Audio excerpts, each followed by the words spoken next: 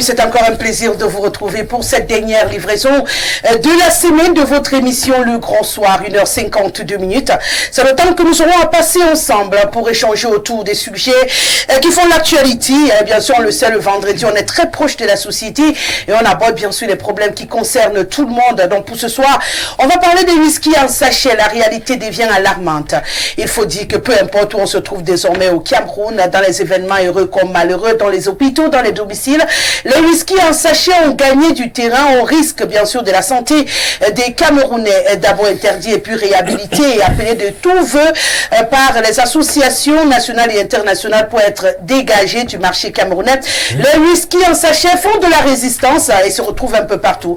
Aujourd'hui, on va essayer de comprendre pourquoi on ne peut pas se débarrasser de ce danger, bien sûr, pour la santé des Camerounais, puisque le ministère de la Santé publique s'est accordé à dire que les whisky en sachet sont dangereux pour la santé. Doit-on encore même les appeler whisky au regard des dégâts qui sont causés sur les citoyens? On le voit tout autour de nous. On va bien sûr éplucher cette actualité de fond en comble ce soir. On parlera également des valeurs morales. La société est à l'agonie, ça il faut le dire sans embâche. Plus de respect, plus de valeur, plus de modèles. On a envie aujourd'hui de regarder dans le rétroviseur et de se projeter vers l'avenir en s'appuyant sur ce qu'on a connu et ce qu'on vit aujourd'hui. Comment construire une société beaucoup plus digne? C'est ce qui va également nous préoccuper ce soir. Et puis en troisième arrêt, il est question de rester dans le quotidien des Camerounais qui ont du mal à se nourrir. Aujourd'hui est journée mondiale de la faim, de lutte contre la faim. Nous, on profite de cette journée pour questionner l'alimentation des Camerounais qui ont du mal à avoir accès aux denrées alimentaires, notamment de première nécessité, et le constat s'impose de lui-même. La réalité des transports, les routes, la qualité des routes qui ne sont pas praticables, impose aujourd'hui un coût plus élevé des denrées alimentaires sur le marché, ce qui n'est pas pour faire du bien au panier de la ménagère. Alors on va aussi essayer d'apporter des éléments de solution pour une sortie et un quotidien beaucoup plus, j'allais dire, convivial et harmonieux des citoyens camerounais. Voilà la vitrine de votre émission. J'espère qu'avec notre panel, on aura suffisamment de temps pour éplucher ces sujets tout aussi importants. Je vous propose de respirer le temps d'une transition et puis on dit bonsoir à ceux qui nous accompagnent. Alors, je rappelle le code d'accès pour tous les téléspectateurs, c'est le 699 13 50 75 par SMS ou par WhatsApp. Vous avez la possibilité, bien sûr, de vous connecter à nous. Alors, n'hésitez surtout pas à en faire bon usage. Du mieux que nous pourrons, nous rendrons solennels vos réactions. Sur ce, bonsoir Michel Gabriel Toudiem. On le rappelle, vous êtes enseignant syndicaliste. Merci d'être avec nous ce soir. Bienvenue. Merci pour l'invitation. Je voudrais, n'est-ce pas, saluer tous les syndicalistes du Cameroun et en général tous les enseignants, n'est-ce pas, du primaire, du supérieur en passant par le secondaire. Je dis également bonsoir à tous mes co-panélistes. Qui distribuent les épreuves aux enfants pour tricher. Malheureusement, c'est dommage. C'est dommage. Et vous ne faites rien. C'est dommage. Malgré tout ce qu'on fait, même pas écrit, n'est-ce pas, au niveau au ministre des enseignements secondaires, parce que c'est vraiment secondaire que ça se passe. Jusque-là, les changements ne sont pas visibles. Malheureusement. Merci d'être là. Simon Metengue est avec nous ce soir.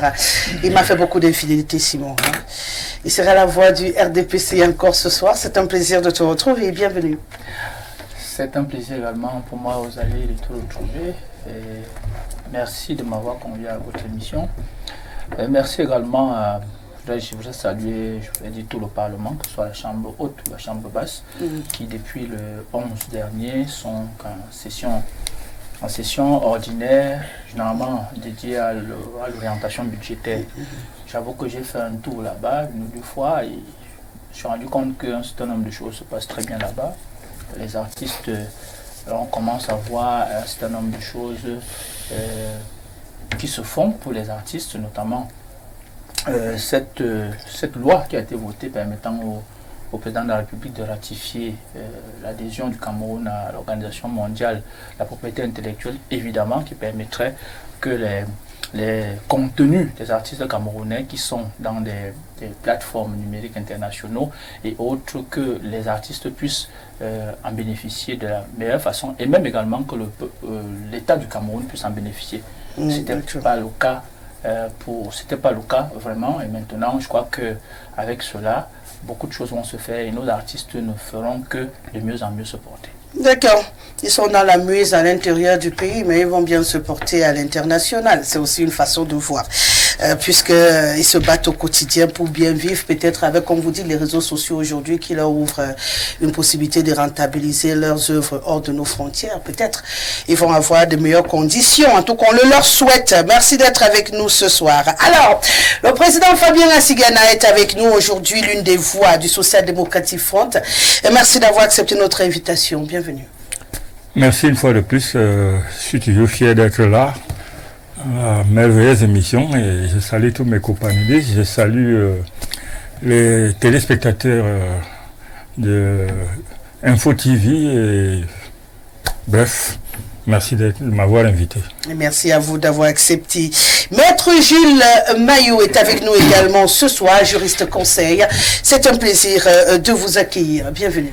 Merci, Rosalie. Bonsoir à tout le monde. Bonsoir à nos milliers de téléspectateurs que nous regardent en ce moment. Je suis très ravi de votre invitation. Vous savez, c'est difficile pour moi de trouver le temps, surtout dans les après-midi. Et pour honorer à certaines invitations, mais quand vous m'invitez, je suis dans l'obligation de vous servir et de servir la nation. Donc, moi, je vous dis sincèrement merci pour toute la considération. Alors, dites-moi, il paraît que les listes électorales font bouger votre mairie. Bien évidemment, vous savez, je n'ai pas l'habitude de parler des gens à la télé, mais je suis particulièrement touché par l'action communale du maire de la commune de Boudmaka, qui, après avoir offert gratuitement 2000 actes de naissance gratuitement aux populations qui n'en avaient pas, a consenti au jour d'aujourd'hui d'offrir 1000 cartes nationales d'identité avec l'accord du délégué général de la Sûreté nationale, que je salue bien entendu. Et donc, au jour d'aujourd'hui, les enseignements se poursuivent. Vous savez, la carte d'identité au jour d'aujourd'hui dans notre pays est une denrée rare. Il est difficile d'en avoir.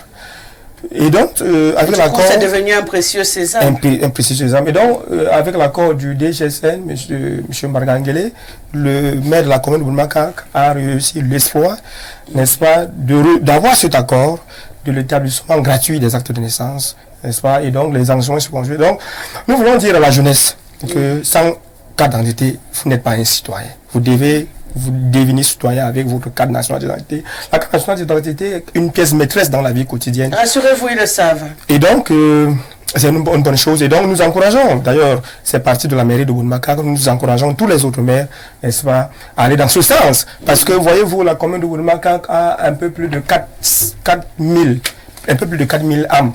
Et donc, partant de l'autre d'une frontière à l'autre, c'est un peu plus de 50 km. Il est donc difficile pour quelqu'un de partir d'une frontière à l'autre pour pouvoir se rendre au niveau, n'est-ce pas, de la capitale de l'arrondissement. Encore plus que, jadis, les cartes d'identité ne se faisaient pas au niveau de Boudmaka, ça se faisait au niveau des ECA. Vous comprenez donc le bonheur qui peut être celui des populations de Boudmaka, lorsque on leur dit une mission spécifique d'établissement des cartes d'identité va se mobiliser pour Boudmaka afin d'établir gratuitement les cartes de naissance. Et vous ne serez pas surpris aussi... Nous remercions M. Bagangele, nous remercions également le chef de l'État, son Excellence Paul Biya. Vous remerciez le maire. Vous ne serez pas surpris après qu'on attribue cette action à la campagne électorale. Vous ne serez pas surpris, non, je le dis juste en passant. Hein. Oui, je vous connais, Rosalie. Ah non, pas moi, je dis juste... Je vous connais, lorsque vous le dites, il y a un guide sous rouge, mais je vous dis, ce n'est que de bonne guerre. Bien sûr, je disais juste... Le maire de la commune de Boudmaka est un maire RDPC, et donc vous comprenez que ce soit aussi facile pour lui de déplacer la fabrication des cartes nationales d'identité. Vous savez, lorsque nous sommes dans le champ politique, je voulais sortir par là, lorsque nous sommes dans un champ politique, chacun utilise les armes qu'il a à sa position pour pouvoir convaincre son électorat. Et donc, si c'est une arme pour lui, nous ne pouvons que, n'est-ce pas, lui dire bon vent pour la guerre. La guerre qui arrive. Bien entendu. Non, vous avez raison. Chacun va jouer. La guerre entre guillemets. Oh, bien sûr, c'est entre guillemets. Chacun va jouer de ses deux pieds comme il peut. Tant que les buts sont marqués, nous, on sera comme des bons spectateurs avec nos applaudimètres et nous, vous êtes là pour vous accompagner. Bien sûr, nous, on souhaite que ce soit un peu plus facile encore dans toutes les villes du Cameroun d'accéder à ce précieux sésame, pas seulement attendre des gestes salutaires. que pour tous les Camerounais, avoir une pièce d'identité, vous l'avez dit, c'est précieux, c'est important, qu'on puisse avoir accès sans complications et qu'on puisse recevoir son, j'appelle déjà ça le diplôme au Cameroun. Alors, mon cher Bertrand Amel Bama, merci d'être avec nous ce soir. Vous également, vous êtes enseignant. Merci Rosalie, bonsoir au panel, bonsoir à tous les professeurs et les enseignants. Je vais féliciter les enseignants qui ont achevé leur programme afin de permettre aux élèves de mieux aborder les examens de fin d'année. Parce qu'il y a des charlatans dans ce métier, ceux qui sont entrés par infraction dans ce métier. Ils sont là, ils font de la roubladise. Et en fin d'année, les apprenants se mettent à pleurnicher que ouais, on n'a pas vu telle chose, telle chose. Donc, un coup de chapeau à ces seigneurs de la craie. Du coup, on leur donne l'eau, quoi. Bon, l'eau, bon, moi, ça breuve au point où on crée même les marigots. Bon, je ne connais pas comment tu as raison de sourire. Je ne connais pas comment ça se passe. Il n'y a aucun enseignant qui soit pas au courant de cette réalité. Bon, mais je ne fais pas votre procès, rassurez-vous. J'ai fait votre procès hier. Donc aujourd'hui, je ne suis pas en train de faire votre procès. Je prie juste qu'il y ait un peu plus d'enseignants bien, beaucoup plus de sérénité, qui ont de l'éthique, que des enseignants, comme vous l'avez dit, roublards, qui détruisent un peu la vie de notre jeunesse. C'est tout simplement un souhait. Merci d'être là. Alors, dernier salué premier à intervenir sur ce sujet. On parle des whisky en sachet ce soir. Je n'ai plus besoin de vous faire une description. Vous l'avez la vôtre. Aujourd'hui, le mal prend véritablement de l'ampleur et ça inquiète. Énormément. Je vais d'abord commencer par dire quelque chose. Donner des liqueurs fortes à celui qui paierait et du vin à celui qui a l'amertume dans l'âme, qu'il boive et oublie sa pauvreté et qu'il ne se souvienne plus de ses peines. Voyez-vous, nos dirigeants ont utilisé ces paroles que je viens d'énoncer ici pour terrasser le peuple. Sinon, comment comprendre que en 2014, le gouvernement s'est réuni et a décidé que dès septembre 2022, les producteurs de ces whisky frélatés doivent arrêter la production. Mais ce même gouvernement fait marche arrière et donne une prorogation de 4 ans.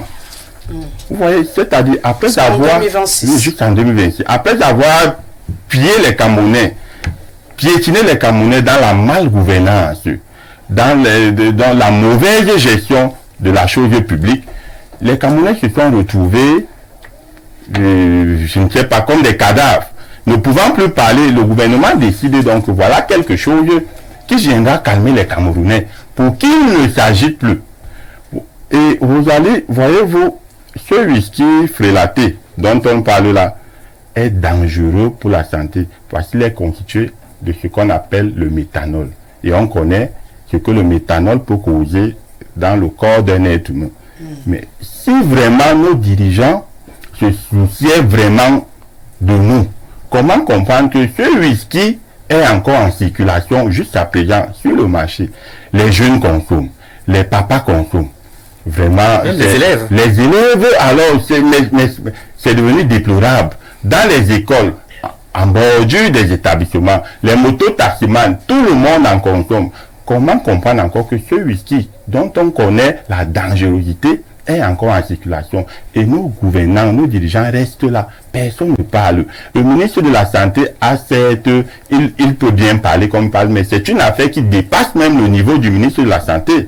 Vous savez qu'on est dans une période compliquée qui arrive d'ici 2025. Il y a des choses que les gars, il y a des calculs politiques. Des gars ont fait des calculs et ils ont vu que si on retire cette affaire-là maintenant, peut-être le Camerounais lambda qui n'arrive pas à s'offrir une bière, vraiment pourra descendre dans la rue. Et vous savez, ces Camerounais qui consomment ce whisky frélaté, observez bien, c'est beaucoup plus les couches défavorisées. Quelqu'un voit 42% d'alcool. La bière a peut-être 6 degrés d'alcool. Il voit qu'en prenant un sachet de 45% d'alcool, ça fait 6 bières qu'il consomme. S'il a 5 sachets, il est déjà bon. À 500 francs, il est bon. Ne pouvant non pas s'offrir une bière, il se livre dans ces affaires-là. Donc moi, je pense que vraiment, l'État, j'accuse l'État. L'État doit prendre ses responsabilités. L'État doit protéger les citoyens. Et si l'État veut protéger les citoyens, l'État doit mettre fin à la vente de ce whisky frelaté. Voilà ce que je peux d'abord dire d'entame. Simon Metingué, un mal qui est en train de décimer à petit feu les Camerounais de tout âge, hein, parce que si en ville, c'est beaucoup plus les jeunes qui sont trempés dans ce malaise-là, dans les zones reculées, dans l'arrière-pays. Pas d'événements funestes sans nos sachets de whisky. Tu as beau apporter du bon whisky, on te regarde, ça passe pas.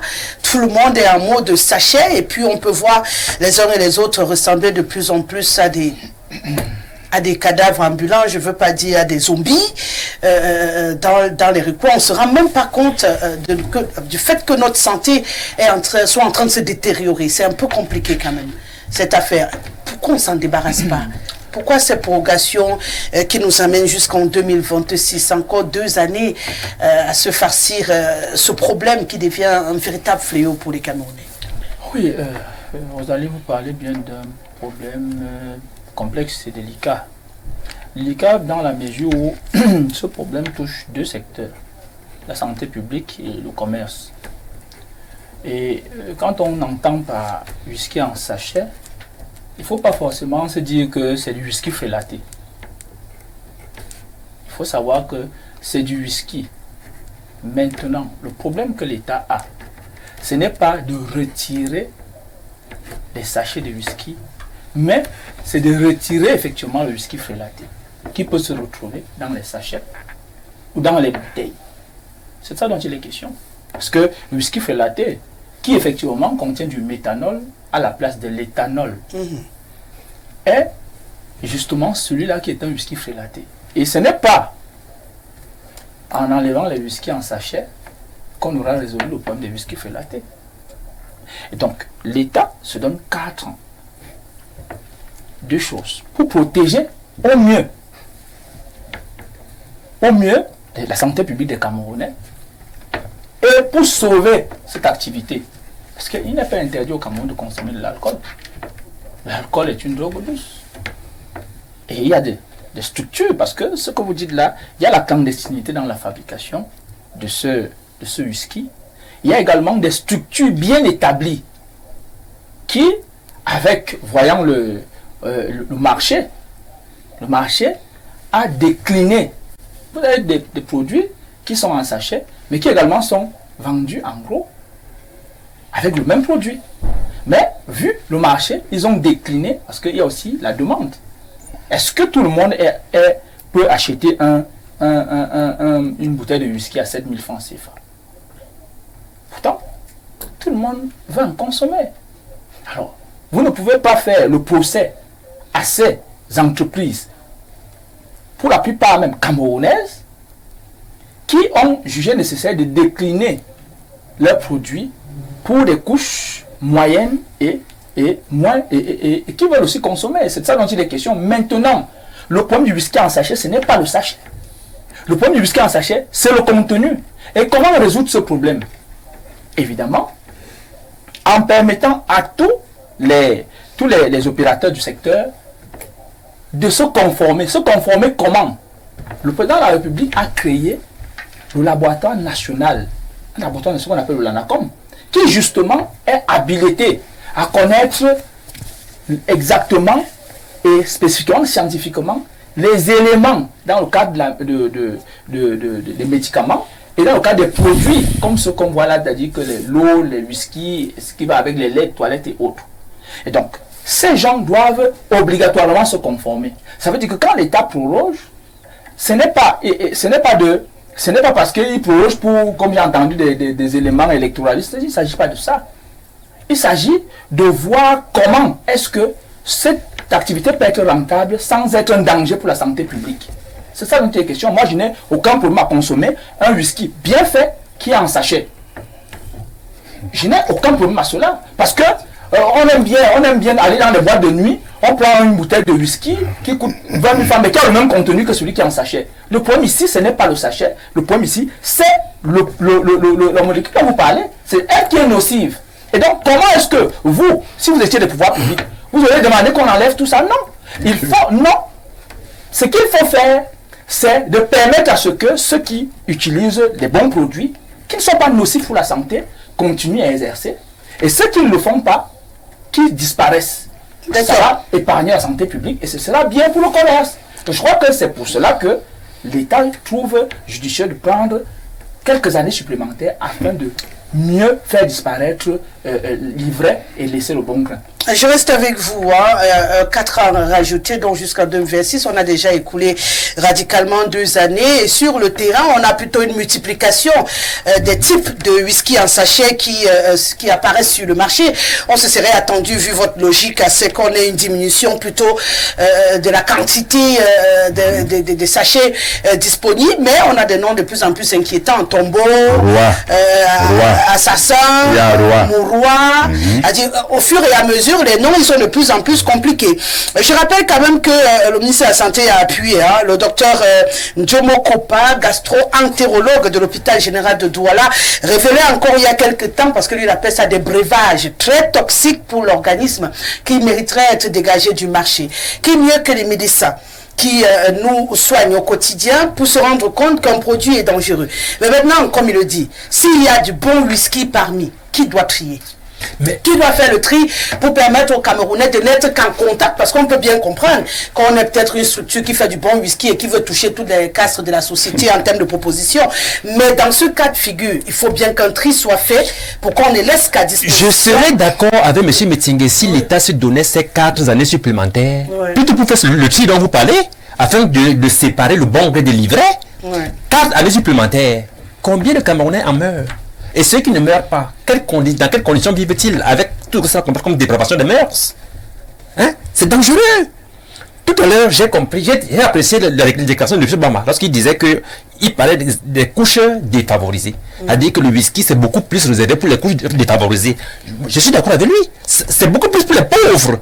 C'est-à-dire les gens qui sont, n'est-ce pas, sans emploi, les gens qui ne savent plus à quel sens se vouer, les délaissés de la société. Ce sont eux qui sont beaucoup plus confrontés à ce problème, n'est-ce pas, à ce mal, à ce fléau qu'est le whisky. Alors, donc, je dis que l'État, c'est l'État qui laisse faire. C'est l'État qui ne fait pas son travail comme ça se doit. L'État a d'abord supprimé, a d'abord interdit le whisky. Pourquoi revenir encore sur ça? L'interdiction était bonne. On peut ne pas boire le whisky, on peut boire, n'est-ce pas, la bière. Il y a les bières.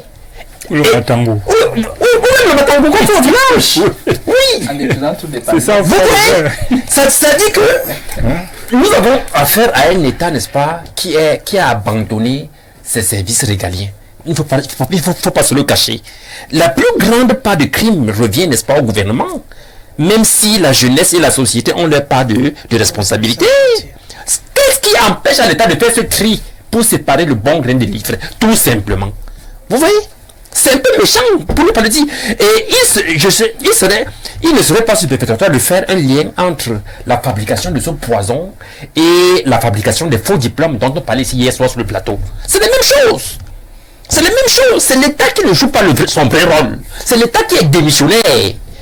Je dis bien que la jeunesse et la société ont leur part de responsabilité. Mais la grande part de responsabilité du crime, c'est l'État camerounais qui laisse faire, qui, n'est-ce pas, est observateur, qui est complice, n'est-ce pas, de cette décadence. Et ceci peut même, n'est-ce pas, ceci peut également aller même avec n'est-ce pas, les fléaux sociaux en général.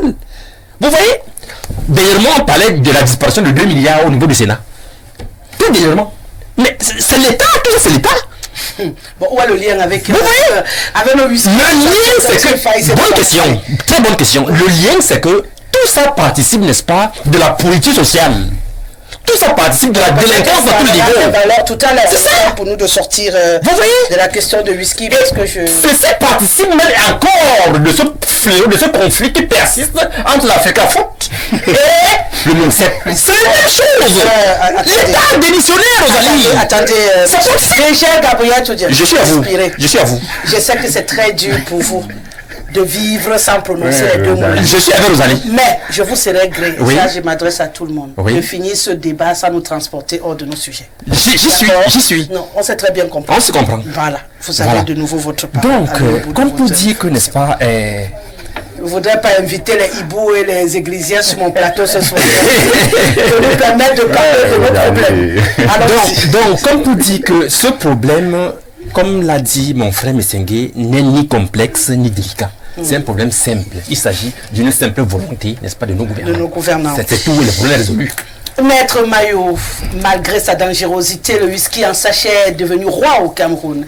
On a du mal à le détrôner puisque la majorité de la population étant celle qui est modeste et celle qui consomme le plus ces whisky en sachet, on ne sait plus à quel sens se vouer parce que dans nos familles, on voit quand même des gens partis en vrille grâce à la consommation de ces whisky en sachet. Il parlait tout à l'heure du prix qui est très accessible. Donc du coup, tout le monde ne peut pas s'offrir une bière à 700, 800, 900 francs. Il s'est dit avec 50, 100 francs, il a un bon sachet et il s'assomme. Parce que parfois les problèmes de la vie sont difficiles aussi à regarder de front. Donc on se perd un peu et puis la vie continue. Bon, vous voyez, vous allez, lorsque nous sommes en matière de santé publique, oui, on doit s'abstenir de trop de démagogie. Oui. Lorsque je fus à soi, un enseignant m'apprenait le droit constitutionnel. Et quand la pause arrivait, il partait fumer un ou deux bâtons. Et lorsqu'il rentrait, on lui faisait la remarque, monsieur, mais vous fumez? Il dit, mais chacun choisit sa mort. Vous avez choisi de mourir peut-être par le sida. Moi, j'ai choisi de mourir. Alors, par la cigarette. Donc, il a dit, il y a deux types de responsabilités qui se dégagent. La première responsabilité est individuelle. Voyez-vous, lorsque vous prenez les paquets de cigarettes, dans le temps, c'était inscrit, le tabac nuit gravement à la santé. Bon, en fait, c'était pour décourager les consommateurs du tabac. Et on a compris que les gens n'étaient pas découragés. Aujourd'hui, on a adjoint les images des poumons brûlés, des morts. Mais on en filme en regardant bien évidemment les images des morts. La responsabilité est individuelle en ce moment-là. C'est-à-dire que lorsque nous nous engageons à boire du whisky frelaté, nous avons, quand j'entends parler de la jeunesse, mais ça me fait mal. Il n'y a pas que les jeunes qui consomment ce whisky. Ils sont même c'est-à-dire que des matures. Des hommes mûrs, des hommes dépassés. Oui. Donc ne parlons pas, ne focalisons pas la chose dans le niveau de la jeunesse. C'est vrai que la jeunesse est très susceptible, mais c'est la société, n'est-ce pas, qui est atteinte. Là, nous devons tous reconnaître que lorsqu'il y a mort, deux personnes entrent ensemble dans un cercueil, même quand vous mourrez ensemble, même quand il y a le co-mourant, c'est quand même un cercueil par personne. Donc ne nous livrons pas parce que vraiment nous sommes dans une société où la déliquescence a pris son envol, où comment dire, le niveau de vie est tellement drastique. Prenons nos responsabilités, sachant que la vie est précieuse. Si Dieu nous maintient encore en vie, pour nous qui sommes croyants, c'est parce que nous avons encore une mission accomplie et nous avons quelque chose à transmettre, n'est-ce pas, à ceux qui viennent après nous. Nous ne donnons pas l'impression à ceux qui viennent après nous que nous n'avons vécu pour ça. Ça c'est deux. Deux de responsabilité est au niveau de l'État. En réalité, le code pénal punit d'abord l'abus d'alcool, c'est-à-dire le fait de saouler en public. Donc, en réalité, lorsque il y a les patrouilles de police, des patrouilles de gendarmerie qui vous trouvent en route après en état d'ivresse, on doit vous appréhender parce que vous devenez un danger. Là, beaucoup de personnes sont mortes de suite du fait qu'ils marchaient au niveau du trottoir. Étant sourd, il a été emporté par une voiture ou par une moto. Il y a beaucoup d'accidents. Bien entendu. Et donc, mais maintenant, l'État se trouve entre deux faits. Et là, je rejoins un peu. L'État, et nous, on nous apprenait en fiscalité que mieux vaut un mauvais prélèvement qu'un défaut de résultat. Lorsque l'État veut renflouer ses caisses, il lui faut des acteurs économiques et de la matière économique pour prélever de l'impôt et avoir de l'argent dans ses caisses. Et donc là, il fait bien de dire que l'État ne peut pas fermer, mais l'État peut réguler. Sauf que l'impunité nous a transportés dans la mort. Tout ce que nous décrivons là est puni par les lois. Partant de ceux qui y consomment, que ceux qui y vendent, de ceux même qui fabriquent, n'est-ce pas? De ceux même qui fabriquent. Oui. Quelqu'un l'a relevé sur ce plateau ce soir en nous disant, est-ce que vous savez qu'il est interdit de vendre, d'ouvrir un bar à l'entrée d'un hôpital ou d'une école? Mais allez dans toutes les écoles des villes, même du village aujourd'hui. Pourquoi les bars, n'est-ce pas, prolifèrent partout? Même à l'intérieur des établissements, il y a des bars. Tout simplement parce qu'en réalité, l'État est en train de démissionner ou a totalement démissionné de ses missions régaliennes lorsqu'il s'agit de la protection. Vous savez, au ministère de l'administration territoriale, je pense qu'il y a une direction de la protection civile. Oui. Lorsque vous partez au ministère de la femme et de la famille, il y a une direction de la protection de l'enfant. Lorsque vous partez au ministère des Affaires sociales, je pense qu'il y a aussi une direction similaire à celle-là. Pourquoi les bars et autres prolifèrent? C'est la démission de l'État. En réalité, lorsqu'il s'agit donc d'une affaire de santé publique, ce n'est pas une santé privée. La santé publique est endémique et contagieuse. Et donc, ce qui vous arrive peut également m'arriver. Et ça se contamine. Il revient donc à l'État d'être ferme lorsque nous sommes dans une société comme la nôtre, où les mauvaises mœurs deviennent des qualités. Et celui qui est parti avant nous, il s'appelait le professeur Mounou Tchana, avait déjà dit que dans notre société, les qualités sont devenues on a normalisé les cas et on a écarté la norme. Oui. Donc, nous sommes dans une société comme celle-ci. La tolérance administrative doit être de 0. Vous comprenez? La tolérance administrative doit être de 0. On ne peut pas dire, prendre une mesure, on dit, non, on attend 4 ans, pourquoi? On n'a pas qu'à boire au Cameroun. Non, il faut qu'on se le dise, on n'a pas qu'à boire pour pouvoir. Montrez-moi le pays dans le monde entier qui a plus de consommateurs d'alcool et qui est développé. Aucun pays n'a de plus de consommateurs d'alcool. D'ailleurs, même dans les pays développés, quand vous partez dans certains pays développés, les endroits, les lieux où on vend de l'alcool sont diminués. Mais allez parcourir les villes de la ville de Yaoundé. À chaque 3 mètres, il y a un bar. Il y a plein de choses qui prolifèrent à Yaoundé. Les brocantes et les bars. Et il n'y a pas plus, n'est-ce pas, avant à Yaoundé que la boisson. Il faut comprendre pourquoi. Lui, il a orienté son raisonnement sur, n'est-ce pas, la partie politique qui entraînerait, n'est-ce pas, le gouvernement, nos gouvernants, à laisser les populations dans cet état de choses pour ne pas permettre à ce que ceux-ci puissent réfléchir normalement au moment de choisir. Mais ça peut aussi tourner à l'envers. Quand on est sourd, on ne sait plus qui est son père. On ne les raisonne plus. À un moment donné, tu peux arriver sourd dans un bureau de vote, tu confonds le blanc par le vert, ou tu confonds le vert par le blanc. On ne sait pas pour qui ça va jouer. Donc il faudrait qu'on soit sérieux. Nous ne voulons pas, pour nous autres, il faudrait que le Cameroun soit prospère. Il faudrait que le Cameroun soit développé. Et donc, il faut un peu plus de lucidité. Il faut un peu plus de lucidité pour que le Cameroun prospère. Donc, vous avez bien fait de mettre ce sujet sur la table. Moi, ça fait très mal. Parce qu'en réalité, c'est le Cameroun qui est en train de se consumer. Le Cameroun rentre, le Cameroun régresse. On ne peut pas faire de la tolérance administrative, donner 4 ans pour que les gens continuent à mourir. Il faudrait qu'il y ait une tolérance zéro lorsque quelque chose engage la santé publique. Ça c'est ma position. D'accord. La vôtre, Fabien Assigana, face à ce drame que nous vivons au Cameroun, hein, on peut le dire aussi simplement, mais pour ceux qui ont le malheur de côtoyer des personnes qui sont devenues dépendantes à ces whisky en sachet, parce qu'il y en a qui ont développé une dépendance. S'il n'a pas son sachet après quelques heures, il a des comportements hystériques et puis il faut à tout prix chercher comment calmer. Et c'est compliqué quand même pour les familles qui malheureusement ont ce type de personnes au quotidien. Qu'est-ce qu'on fait? Je crois que je conteste d'abord ce qu'a dit mon frère Simon, parce qu'il a parlé de l'économie, c'est-à-dire la rentrée d'argent auprès de l'État, dans les caisses de l'État. Ça ne tient pas debout. Il y a beaucoup d'argent au Cameroun. Il y a une bonne partie qui est partie au Covid-19. Il y a une bonne partie qui est partie. Il y a une bonne partie qui est partie au complexe sportif Paul Biya, qui est devenu stade de Lembe. Il y a C'est des centaines de milliards et des milliards et des milliards.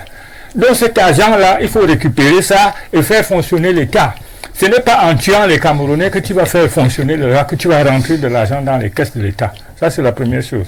La deuxième chose, au-delà de l'aspect santé, que tout ce qui est produit et consommé par le peuple camerounais, par les Camerounais, je crois que la santé, le côté santé, il a cité tout à l'heure, je crois, le LONACOM, le ministère de la Santé, ça doit même être en étroite collaboration avec le ministère de la Santé. C'est-à-dire, chaque fois qu'il y a une situation en termes de consommation où les gens consomment quelque chose, ils doivent s'y faire et prendre des mesures. Il n'y a pas de tolérance.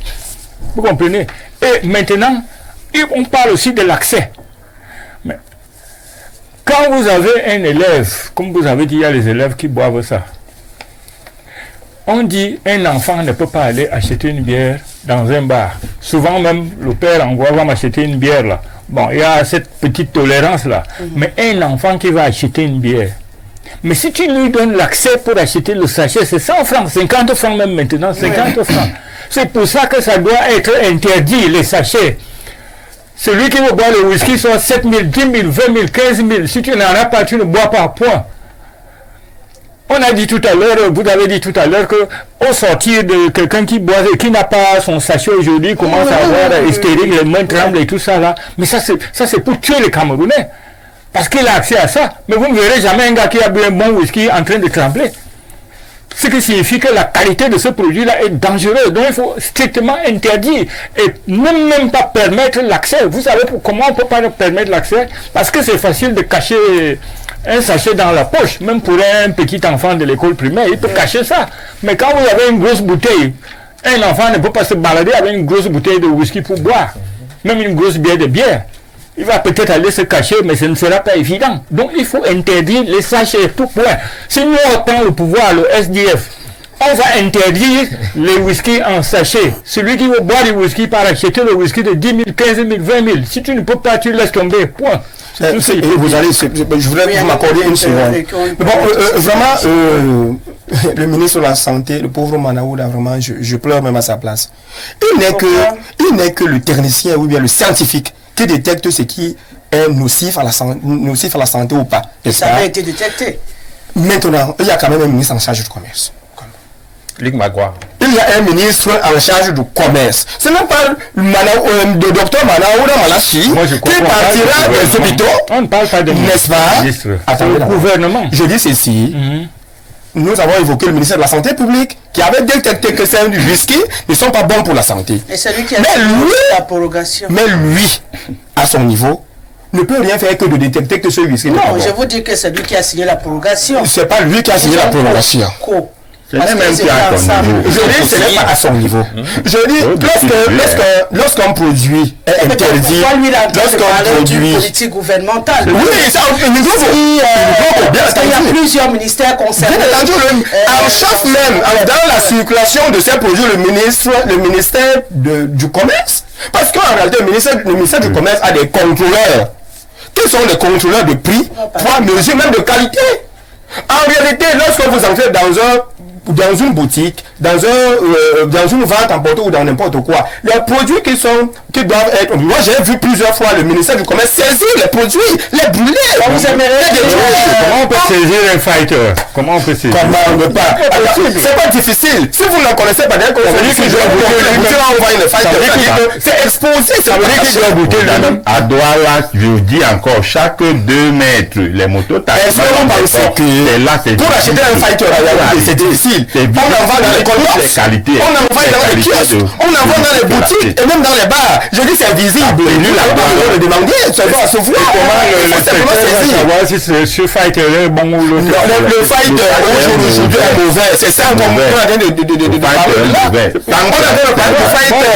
Comme là, il n'y a pas de type de fighter. Il n'y a pas un bon fighter sur le marché et un mauvais. Tous les fighters sont mauvais. Attendez, il n'y a pas tous les fighters. Il y a plusieurs noms différents. Oui, c'est le seul nom que j'ai connu. Le whisky en sachet. Voilà, c'est mieux de rester sur le whisky en sachet. D'ailleurs, maintenant, ce que j'entends dire, qu'on doit, comment dire, mettre, trier. Non, en fait, on faudrait que le terre interne permettre à ces entreprises de normaliser leurs produits afin que nous ayons des whisky de bonne qualité à 100 francs. Il n'y aura pas. Il n'y aura pas. À 100 francs. Un bon whisky à 100 francs, il n'y aura pas. Un bon whisky, il n'y aura pas. Apparemment, Sinon, il y a des prix. les experts en consommation, Il y a le prix de 100 francs. C'est bien compliqué. Pas des experts en consommation. Pas des experts en consommation. Comment vous pouvez analyser dans un produit que vous ne consommez pas? Nous analysons. Madame Rosalie, connaissez-vous un bon whisky en sachet? À 100 francs. Il n'y en a pas. Si vous connaissez, dites-nous. Un bon whisky en sachet, vous connaissez. Il n'y a pas de bon whisky en sachet. Personnellement, je n'en ai jamais consommé. Je regarde juste ceux qui en consomment et leur état de santé me préoccupe. Là, par contre, je peux le dire. Oui, Simon. Je crois qu'il ne faut pas qu'on y mêle de l'émotion dans quelque chose qui semble être où on doit avoir de la froideur. Vous avez l'impression que ça ne mérite pas un peu d'émotion de voir des gens partis à vrille devant soi? Non, je crois qu'il ne faut pas qu'on pense que c'est le whisky en sachet qui le fait. Qui les rend comme ça? C'est l'excès qui le fait. Et il faut qu'on soit clair là-dessus.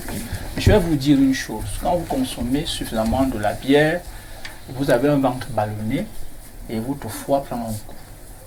C'est pas parce que, évidemment, c'est parce que c'est le whisky en sachet ou quoi que ce soit, ainsi de suite. Quand vous consommez du méthanol, effectivement, c'est un poison et c'est dangereux. Ça, il faut le dire. Il n'y a pas de whisky, quand on dit whisky en sachet, c'est l'emballage qui vous fait faire ça, qui vous fait dire ça, mais la composition biochimique ou chimique reste la même que ce qui est dans les bouteilles. Faux. Je dis encore faux. Monsieur. Je m'inscris en faux.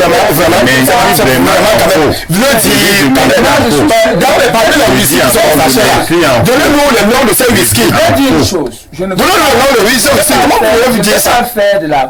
veux pas faire de la publicité ici, ou la contre-publicité ici, mais je vous dis que whisky en sachet, c'est parce que justement c'est l'emballage, tout simplement. Mais le contenu est similaire ou même chose que ce que vous voyez en bouteille. Et pourquoi on est ça? Un peu, vraiment, Même si on est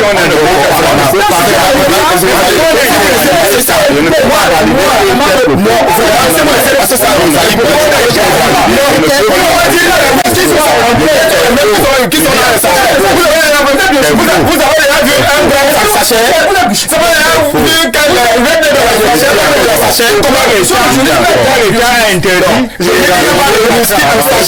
quand le whisky est un produit biochimique. Je dis encore. Du whisky. L'alcool, c'est l'éthanol. Et l'éthanol ne pourra jamais le méthanol. L'État interdit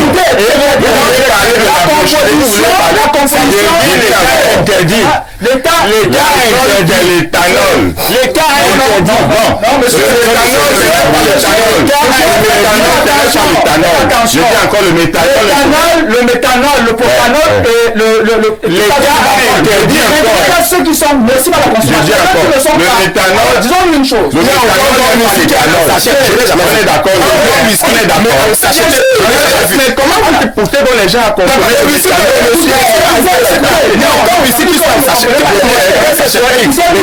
Interdit. Je suis en train de vous dire ceci. L'État interdit. Pourquoi? Et vous ne voulez pas aller au bout de ce que vous avez dit. Pourquoi l'État interdit ceci? S'il vous plaît. Comment tu as dit S'il vous plaît. Pourquoi l'État interdit? S'il vous plaît. J'ai quand même une question. On respire, je suis avec Simon. Le sachet, c'est 35 millilitres. Le sachet. La bouteille de whisky, c'est 750 millilitres à peu près. Donc 0,75 litres, donc 75 centilitres. Donc 750, voilà. Donc ça veut dire qu'il nous faut à peu près 22 sachets pour faire une bouteille de whisky. S'il fallait rester dans les contenants. Ça veut dire que si on vend le sachet à 100 francs, donc avec 2300 peut-être maxi On aurait un 2500, bon whisky. on est censé avoir un bon whisky. Mais si on sait qu'il n'y a aucun bon whisky qui coûte ce prix-là, alors on a le droit de se poser la question sur le contenu. Non, très bien. Vous venez vraiment de le dire. Écoutez très bien. C'est le calcul que je faisais sur... Mais vous n'êtes pas allé plus loin. Expliquez-moi. Vous n'êtes pas allé plus loin. Allons-y. Vous avez oublié le contenant. Oui, même la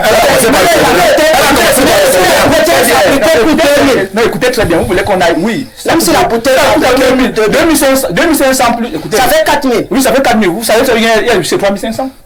Quelle qualité? Oui, c'est 3500. Un bon whisky nous coûte assez. C'est pour ça que vous avez dit à éviter d'entrer dans un domaine. Mais pourquoi l'État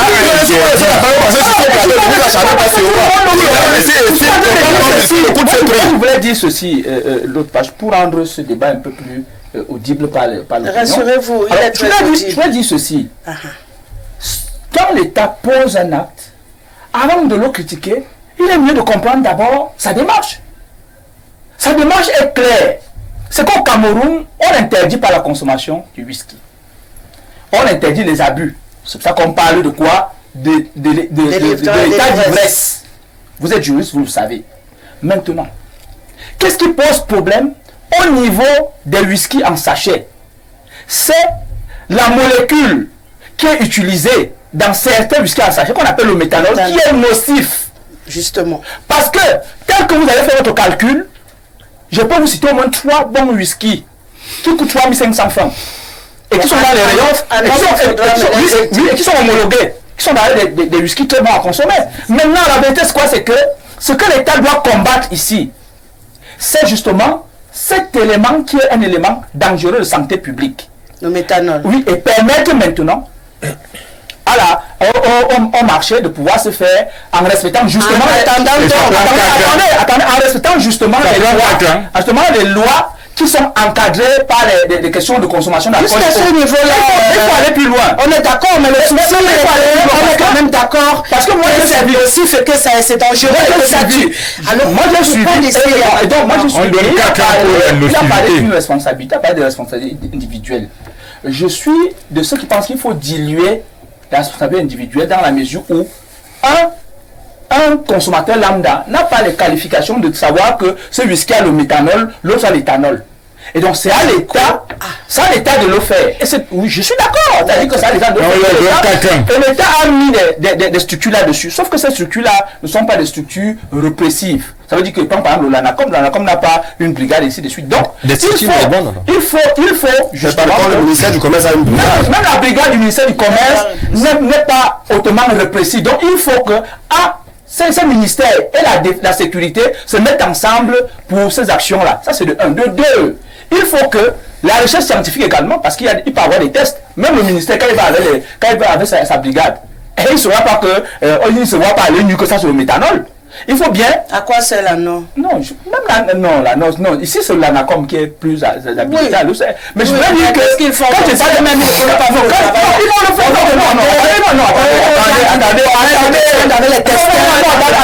Attendez, je voulais dire que c'est au laboratoire qui le font. Et que le pays soit fait, je prends un cas de figure. Moi, je suis dans la spécialisation. Ils vous ont dit ici que dans toutes les boutiques du marché ou dans les petits étalages, vous voyez cela.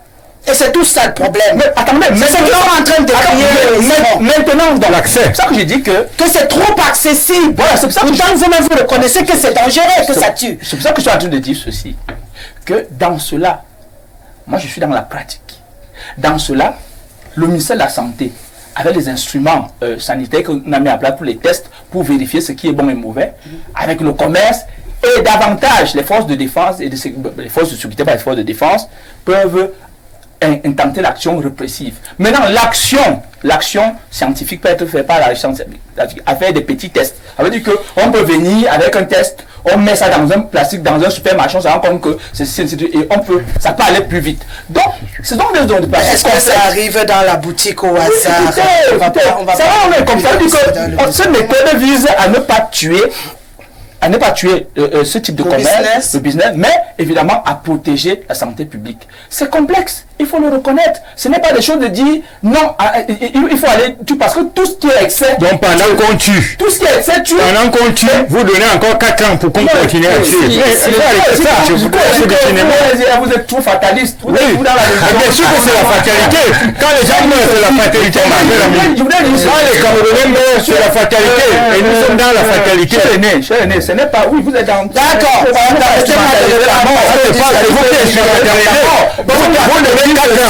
devez 4 ans pour que les gens continuent à mourir.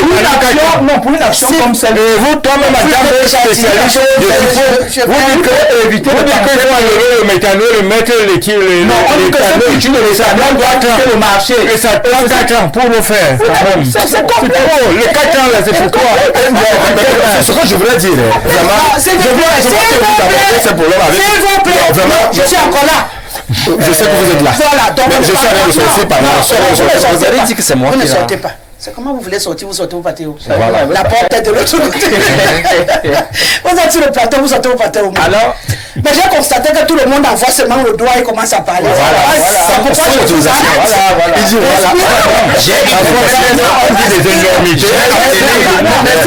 j'ai obtenu. Non, je ne vous ai pas donné. Ah bon? Je suis encore. Restons tranquilles. Non, respirons. Non, j'avais à récupérer. J'avais même trop fait à parler. J'ai maintenant te le redit, mais moi-même j'ai compris ce que tu as dit. Il faut une action conjointe et ça prend du temps parce qu'en même temps, il faut éviter de tuer le business parce que l'argent doit aussi entrer dans les caisses de l'État. J'ai fait le résumé, c'est ce que vous êtes en train de dire depuis. Et lui, il trouve. Je sais, j'ai compris. Mais lui, il trouve aussi que toi-même tu reconnais qu'avec le méthanol, les gens meurent.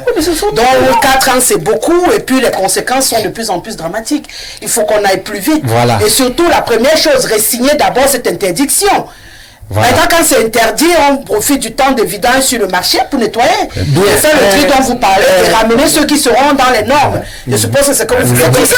Voilà, je peux donner le message. Ouais. Voilà, puisque j'ai clôturé ce que vous vouliez tous dire. Non, je fais parler les téléspectateurs. Laisse les téléspectateurs parler. Après, c'est parler. Laisse. On a encore 2 sujets. Non, je l'autre qui suit. Non, laisse. Tu ne peux pas dire, moi on se connaît. Ouais, tenue panthère chatoyante pour mieux dévorer les consommateurs de Big Bleu Rouge. Tombeau et autres, tout vient dans un bleu nuit malgré l'eau qui coule abondamment. Mais tiens, l'église enfant de retour soit devenu grand. Fabien de Sofadon finish. Enfant naître fidèle à Rosalie malgré les désagréments du coin. Ouah, donnant du biberon à ma petite fille, j'ai oublié Bama, qui régulièrement boit de l'eau. Ce Big Bleu Rouge associé au tombeau. Ah oui, c'est vrai, j'ai vu l'autre qu'on a écrit Big Bleu Rouge. C'est quoi? Fight rouge. Voilà. Big Bleu Rouge. Voilà donc les gens. La façon que tu cites ça là, mon fils, je suis très inquiet. Et c'est justement ce qui m'inquiète. Tu sais que tu es musulman, mais tu me cites tous les noms là. Sont des tombeaux, des agapes dangereux nutritionnels à nous imposer par nos gouvernantrons dans des effets d'annonce démoniaques pour mieux abrutir les Camerounais et les détourner des réels problèmes de la société. Mais tiens, n'as-tu pas honte au vu des dégâts de ce machin à traîner nos frères et sœurs dans des centres hospitaliers et plus tard au cimetière? Ce machin en quantité et manquant de qualité devrait disparaître. Où sont les présidentrons des ligues de consommateurs et la norme afin de réguler ce machin? Pendant mon enfance, les vendeurs d'odontol et Kwembe fédéral étaient embastillés. Mais plus tard, avec le renouveau, on a libéralisé la mort lente pour une excroissance du bacucisme. C'est Masok Thomas qui réagit ce soir. Bonsoir Rosalie. Je suis déçu de constater que certains de vos panélistes ne font pas de recherche avant de venir sur ton plateau. Une fois le thème de débat reçu, M. Metingue vient étaler sa légèreté à Mondovision. Comment peut-il encourager la consommation du whisky en sachet? J'aime mal. L'OMS interdit d'emballer les aliments dans la matière plastique. Comment comprendre que quelqu'un encourage la consommation du whisky emballé dans un sachet plastique? C'est Eugène Kwam depuis Bafoussam. Autre réaction de M.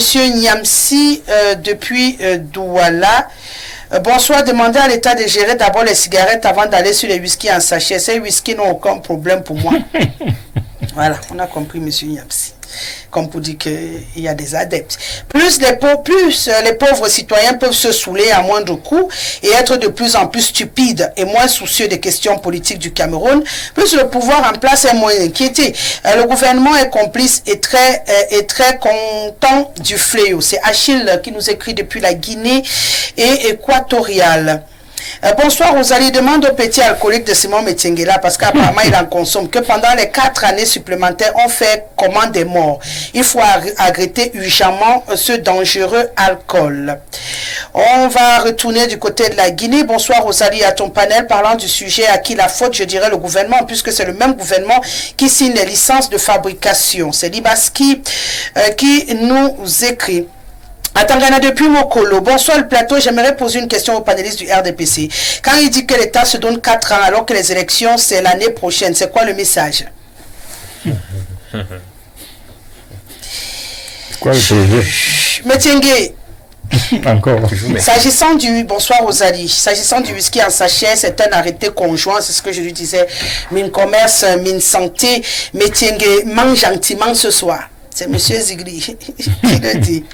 Bonsoir ma belle Rosalie, à votre riche panel. Ici au continent, on sacrifie l'utile, on purifie au profit de l'agréable. On suspend un baume et on promet le whisky en sachet. Il y a de cela 2 ans, à la montée Elixono, un camion dérapait et un conteneur de 40 pieds tomba et offrit. Imaginez le contenu des sachets de King Antu. Eh oui madame, c'est le 237, le padre depuis Jouvence. Maman Rosalie, moi je prends seulement les noms des bavards sur le plateau. Ah, ne bavard pas. 242, c'est le Congo-Brazzaville. Bonsoir le grand soir. Ce n'est pas possible. Le monsieur du RDPC défend l'indéfendable. Vraiment, ça fait pitié. C'est le docteur Ibarra qui nous écrit depuis le Congo. Pourquoi l'État a d'abord accepté les sociétés qui fabriquent les whisky en sachet? I think they should stop selling that sachet whiskey. It destroys youth and people. It makes people to behave as fools. It gives short of memories. I prefer government stop it, and it is because of the cheap price that people buy so easy. Let government stop it immediately. Voilà, c'est notre frère Aristide qui nous écrit, il appelle justement à stopper la vente. Bonsoir madame, j'apprécie votre intelligence et votre professionnalisme. Dites au monsieur que le whisky est écossais, son processus de dilatation est protégé. Chez nous, c'est le Arki qui n'a aucun dosage. Ce monsieur est un criminel. Bilon Diana Norbert qui nous écrit: bonsoir Rosalie, avec ton veston tu es ministrable ce soir. Si les jeunes trouvent des emplois, on n'aura plus les débats sur les liqueurs en sachet. C'est la conséquence de l'oisiveté et qui engendre aussi la délinquance, par conséquent les agressions. Oui, ça va. Autre réaction en retard. Bonsoir Rosalie, tout ça c'est le gouvernement. C'est MSD depuis Yaoundé. On va partir du côté de l'Algérie ce soir. Bonsoir Rosalie. Franchement, je ne comprends pas pourquoi on prend en mal le fait que les Camerounais fabriquent du whisky. Si c'est du bon whisky, alors nous devons les encourager et encourager même les Camerounais à être créatifs et inventifs dans plusieurs secteurs. Mais je suis d'accord qu'on doit combattre le faux whisky et même le faux dans tous les secteurs. Le Cameroun préfère importer du faux riz, des faux médicaments, des faux produits, des matelas percés et des sous-vêtements et slips que les Blancs ont pissé dessus et autres faux produits venant de la Chine. Je vous rappelle qu'il y a des Camerounais valables, capables de créer des produits originaux. On préfère interdire un baume pour utiliser du faux mentholatum venant de la Chine. Bonsoir Rosalie. C'est M. Ndjomo qui nous écrit depuis l'Algérie. Bonsoir à tout le panel et à toi Tata Rosalie. Juste une remarque. Pourquoi chaque fois que le thème parle du whisky en sachet, vous avez toujours invité le monsieur du RDPC qui lui soutient toujours ce whisky frélaté là? C'est juste une question, au moins je viens en paix. Parce que toi je ne vais pas te tomber dessus. Pas de problème. Je me suis même pas rendu compte. La dernière fois tu étais là aussi? Oui. Je sais pas. Je n'ai pas souvenir non ça. Vous savez tellement les gens défilent sur mon plateau que voilà, si tu as fait la remarque que Metienge était là la dernière fois qu'on parlait de whisky en sachet, c'est que tu es un vrai fidèle de ce plateau, ce programme. Bonsoir, il faut 4 ans. Vraiment, si c'est électoraliste, c'est donc quoi? Bonsoir Rosalie, très bon thème. Boire le whisky en sachet, on meurt, on ne pas boire, on meurt toujours. Tout le monde n'a pas les moyens pour s'offrir une bouteille de whisky. C'est pas seulement les whisky qui tuent. Il y a aussi les mauvaises odeurs des poubelles là, les mauvaises huiles, les faux comprimés. Patrick de Lolodorf. Bonsoir madame. Tous les nol là, éthanol, méthanol, là, tout ça c'est dangereux. Angèle depuis une colonda. Bonsoir Rosalie, belle émission. Non, c'est le pluriel, madame. Voilà, c'est le pluriel. C'est pas mal écrit. C'est le pluriel. Bonsoir madame et bonsoir au panel. Quand les panélistes parlent tous à la fois, nous avons du mal à vous écouter. De grâce, s'il vous plaît, prenez la parole un à un. Herman depuis Nkwaban. Bonsoir Rosalie, il préfère laisser prospérer le poison qui tue l'expansion du baume.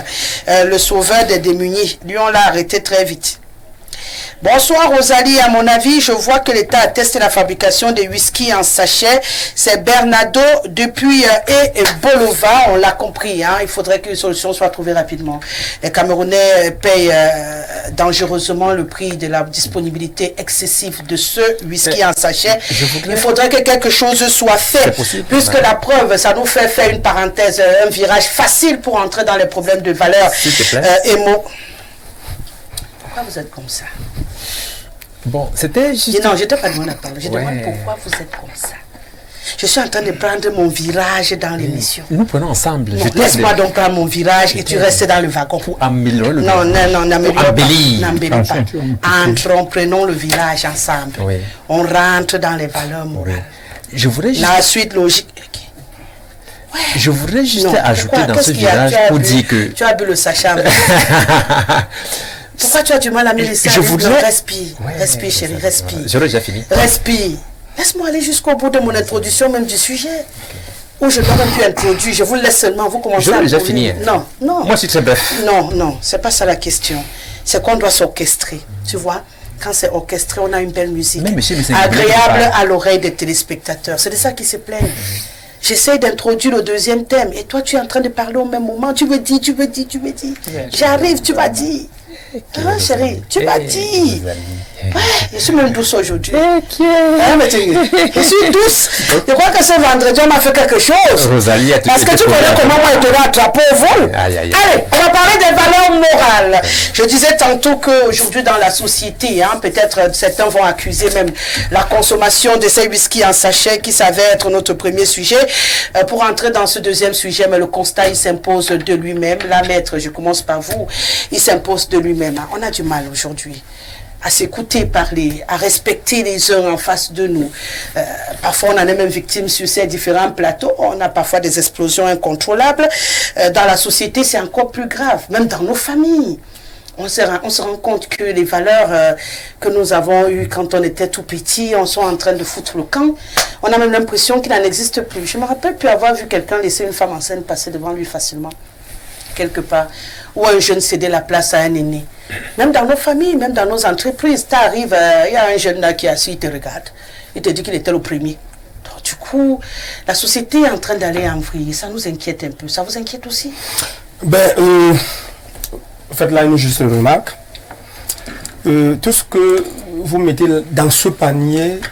Vous pouvez rajouter ce que vous voulez. Tout ce que vous mettez dans ce panier, pour ce qui est des valeurs morales, dans notre société, n'est pas né aujourd'hui. Ou ne sont pas nés aujourd'hui parce qu'en réalité, la société vit en fonction de l'ère du temps. Les valeurs d'hier ne sont plus forcément des valeurs aujourd'hui. Voyez-vous, nous sommes même dans une société dont les mœurs, nous gardons encore certaines bonnes mœurs. Et je vous dis la vérité que dans certaines autres sociétés, c'est la dépravation totale. Parce que, voyez-vous, nous devons continuer à nous ressourcer. Parce que dans certaines sociétés, on a cessé de coucher avec l'être humain, on couche déjà avec les animaux. Voici ce que vivent certaines sociétés.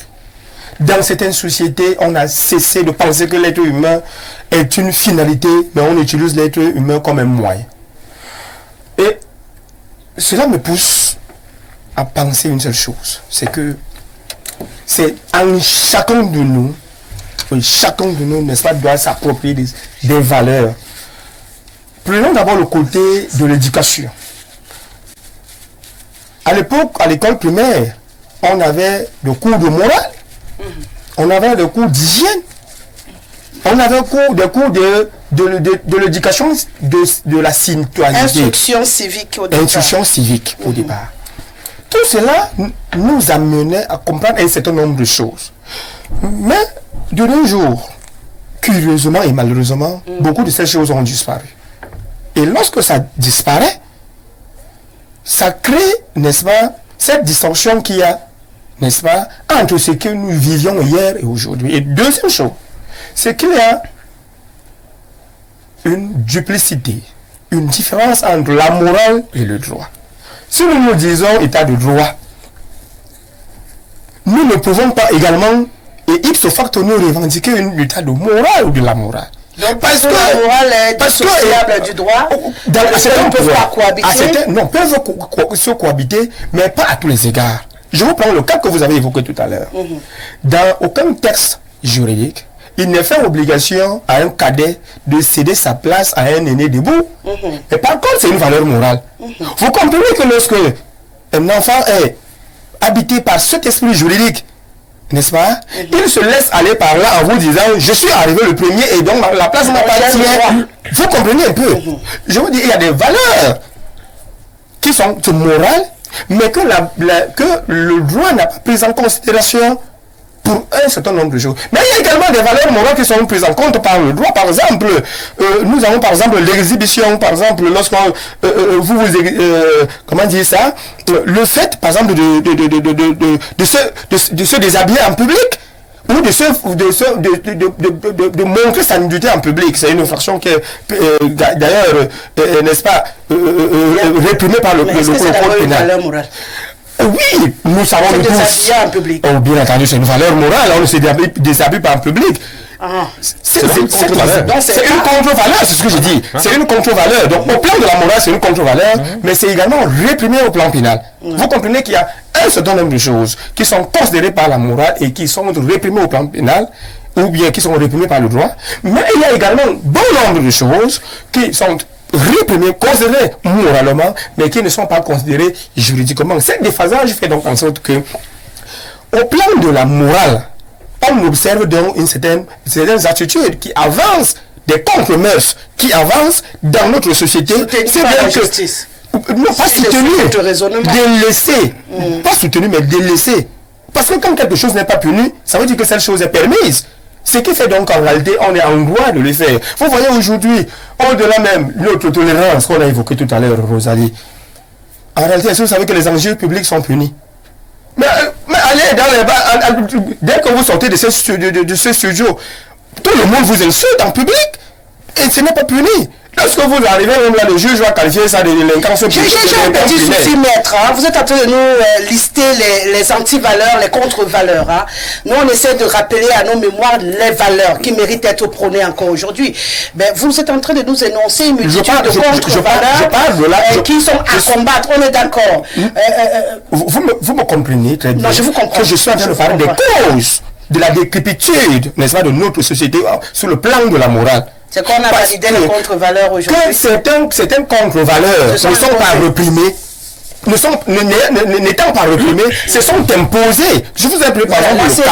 C'est mieux présenté. Vous avez pris par exemple le cas, n'est-ce pas, de ce que vous avez pris là comme valeur. C'est-à-dire que la morale voudrait que un cadet qui est assis et son aîné debout lui cède la place à son aîné. Mais ça, c'est pas reprimé. Au plan du droit. Et maintenant, du coup, j'ai une dernière question avant de passer aux autres. Entendu. Est-ce que pour que quelque chose, j'ai l'impression, sauf si je me trompe, que quand on parle de valeur morale, c'est un accord tacite dans une société qui dit ceci est moral, ceci ne l'est pas.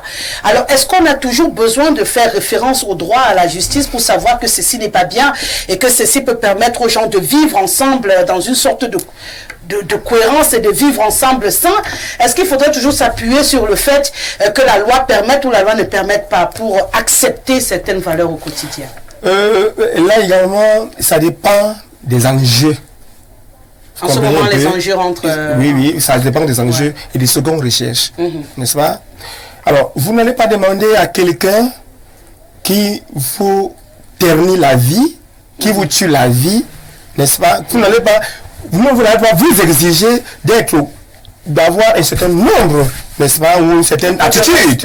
Est-ce qu'une certaine attitude avec quelqu'un que vous pensez que vous ternit la vie? Vous savez, nous sommes dans une société aujourd'hui où il est exigé aux cadets de donner un certain respect aux aînés.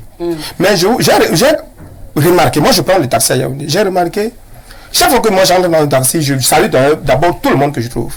Mais il y a de cette race d'aînés qui ne savent pas dire bonjour.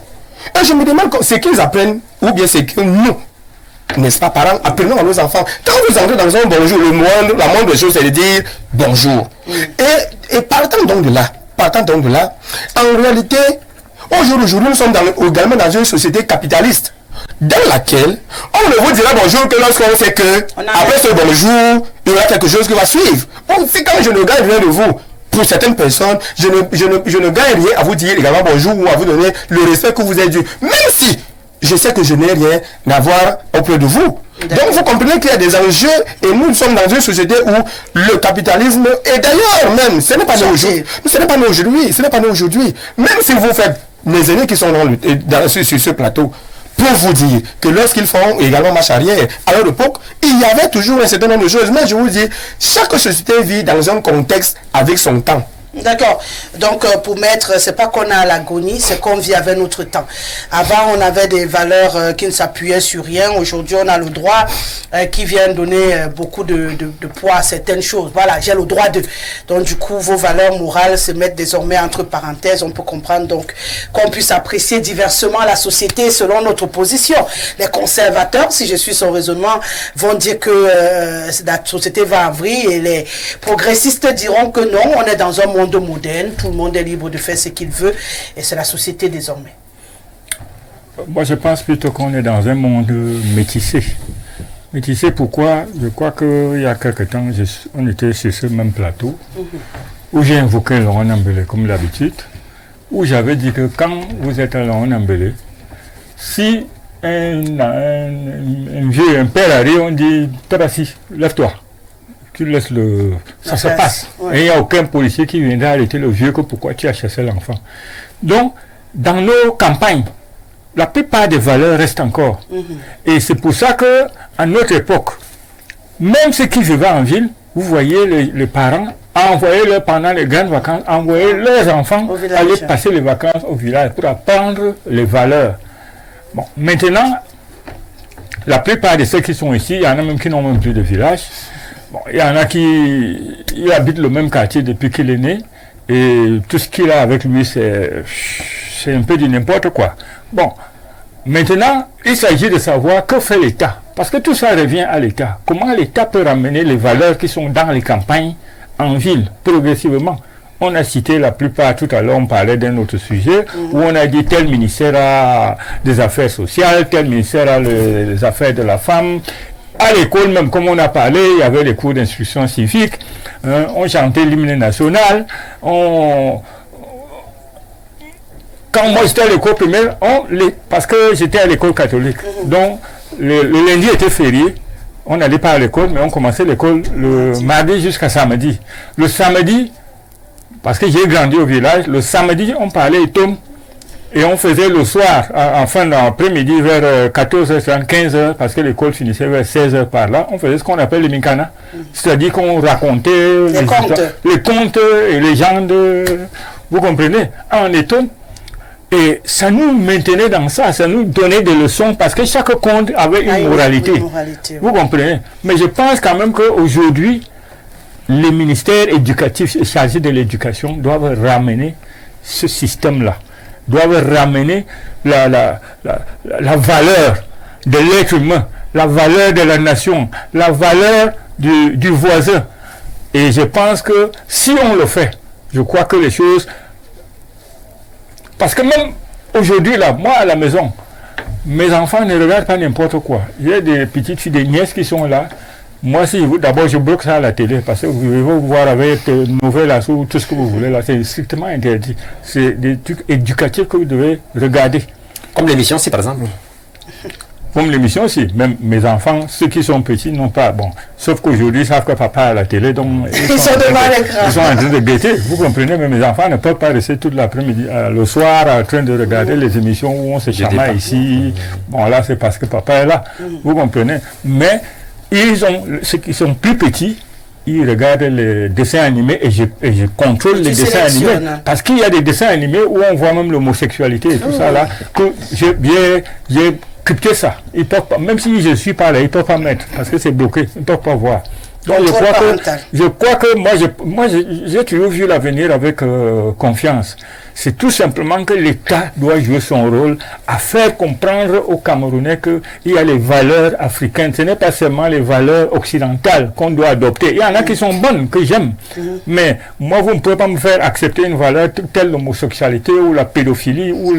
Moi, j'ai même vu dernièrement là, comment on appelle ça, celui qui aime les arbres, c'est-à-dire que la nature. Moi, j'ai vu un gars il a un arbre là chez lui, c'est sa femme ou son homme, je ne sais pas comment il l'appelle. Vous comprenez? Donc, il y a des valeurs qu'on a tenté de nous faire. On a beau rentrer dans un monde moderne, il y a des choses qui ne doivent pas passer. C'est pas possible.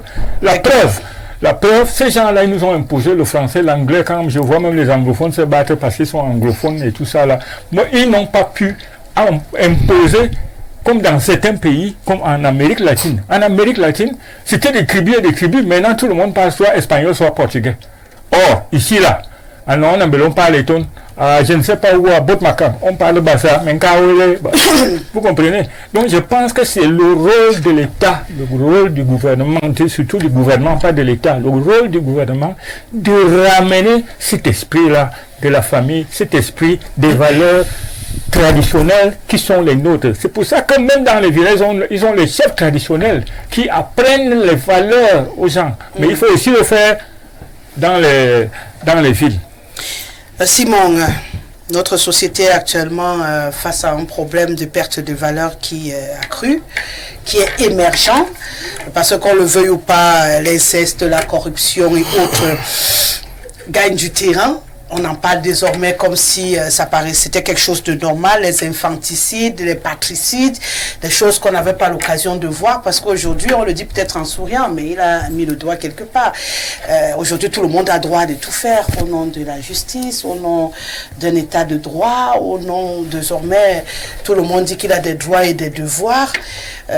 Est-ce qu'il ne fallait pas faire un savant dosage de ce modernisme et de ce qu'on a connu dans le temps que de totalement tourner le dos à ce qui était justement le socle de notre culture pour embrasser tout ce qui nous est livré aujourd'hui et qui malheureusement semble ne pas être facilement assimilable pour tout le monde avec les conséquences qu'on a aujourd'hui dans la société?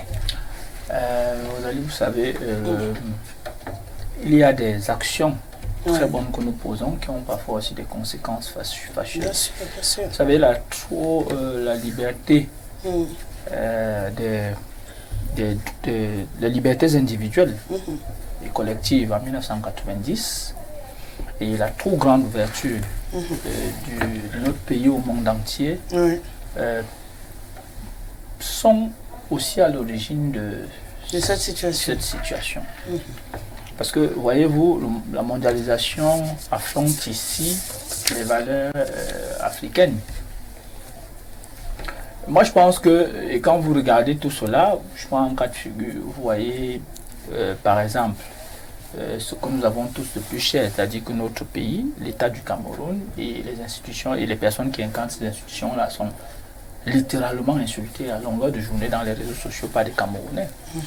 C'est pas là que ça commence. Si nous ne respectons plus l'état de droit, ce qui incarne, ce qui nous représente au monde entier, ainsi de suite, on revient à la famille.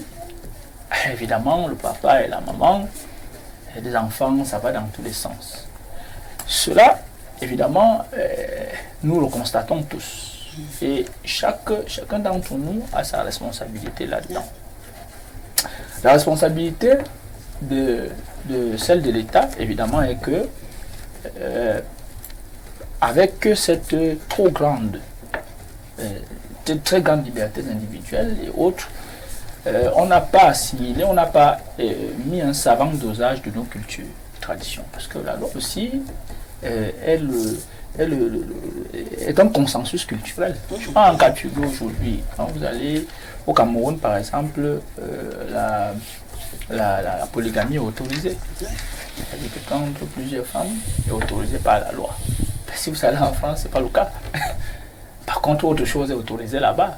Ça reflète en fait notre culture et autres. C'est dont il est question. Donc, ici, cette érosion des valeurs morales à l'africaine, il faut le dire, parce que qu'un enfant soit assis et qu'un parent soit debout, dans certains cieux, ça ne pose aucun problème. Bien au contraire, c'est une façon de montrer que en fait, l'enfant est précieux.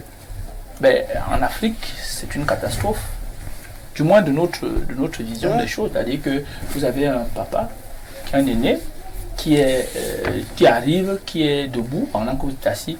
C'est incompréhensible, c'est un scandale, c'est-à-dire que c'est comme une abomination. D'abord, quelqu'un doit vous dire, mais devez-vous donner la place à ce papa, ou alors à une femme. Une femme.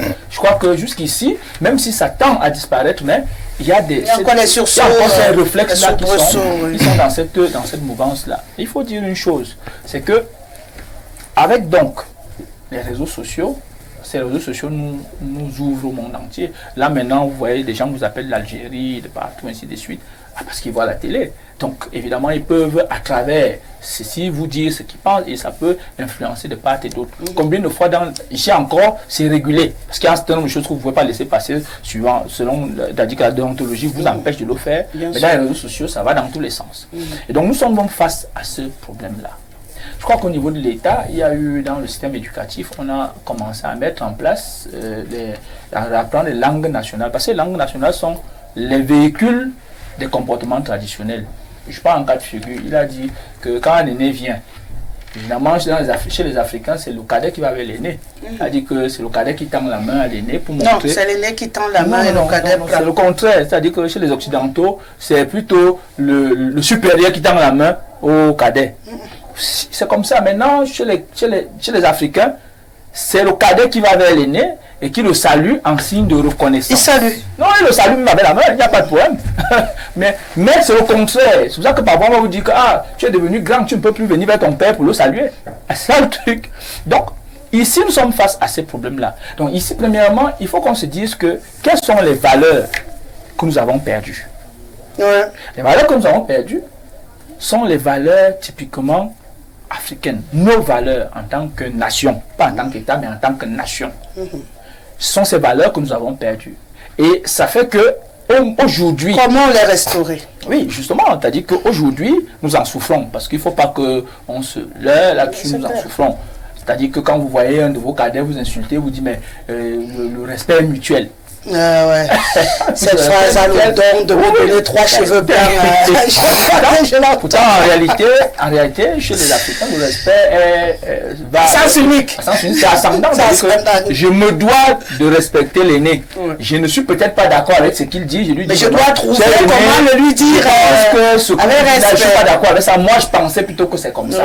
Et ça ne doit pas être dans le sens de... Voilà un peu. Donc, l'État commence à mettre en place les langues nationales. Il faut même arriver à établir un certain nombre de langues qui se retrouvent comme des langues officielles, de telle sorte que, parce que ce sont des véhicules culturels. Si on ne les promeut pas, évidemment, ce sont les langues étrangères qui sont aujourd'hui les langues officielles, qui seront un problème.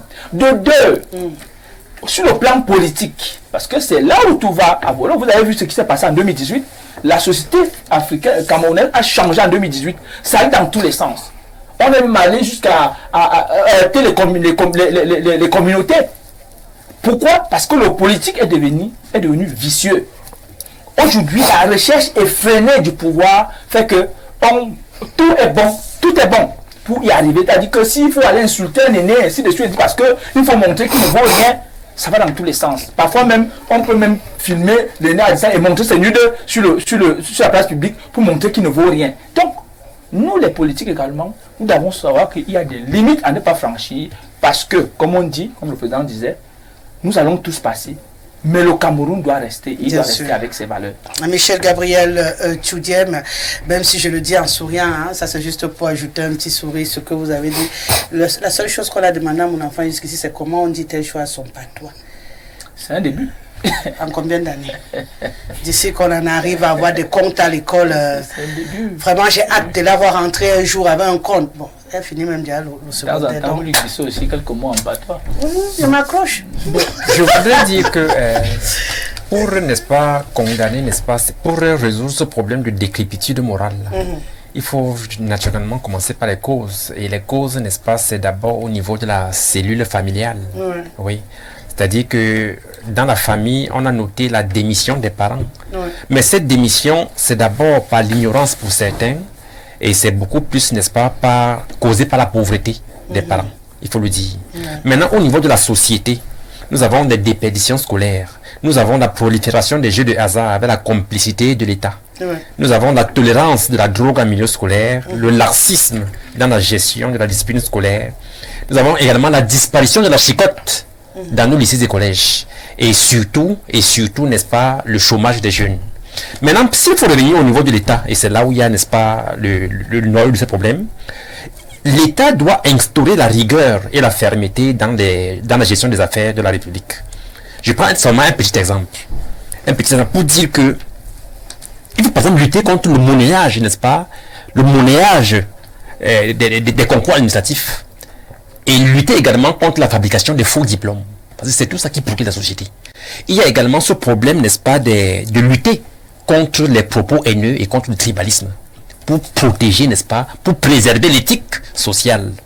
Tout à l'heure, je disais que tout dernièrement, on a parlé, n'est-ce pas, ça peut être encore, n'est-ce pas, une supputation, mais on parle de la disparition des 2 milliards au niveau du Sénat. Tout dernièrement.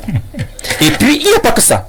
Il y a également, il faut définitivement éteindre, n'est-ce pas, cette affaire de ligne 94, ligne 57 là, où les milliards disparaissent chaque année. Il faut éteindre ça. Ça, c'est le rôle de l'État. Et maintenant, je voudrais, n'est-ce pas, Et dès terminer. qu'on va éteindre les lignes là, vous aurez un meilleur comportement et vos valeurs vont revenir. Ça va contribuer à changer. Ça va contribuer, n'est-ce pas, à changer, n'est-ce pas, l'attitude des Camerounais. Ça va contribuer à.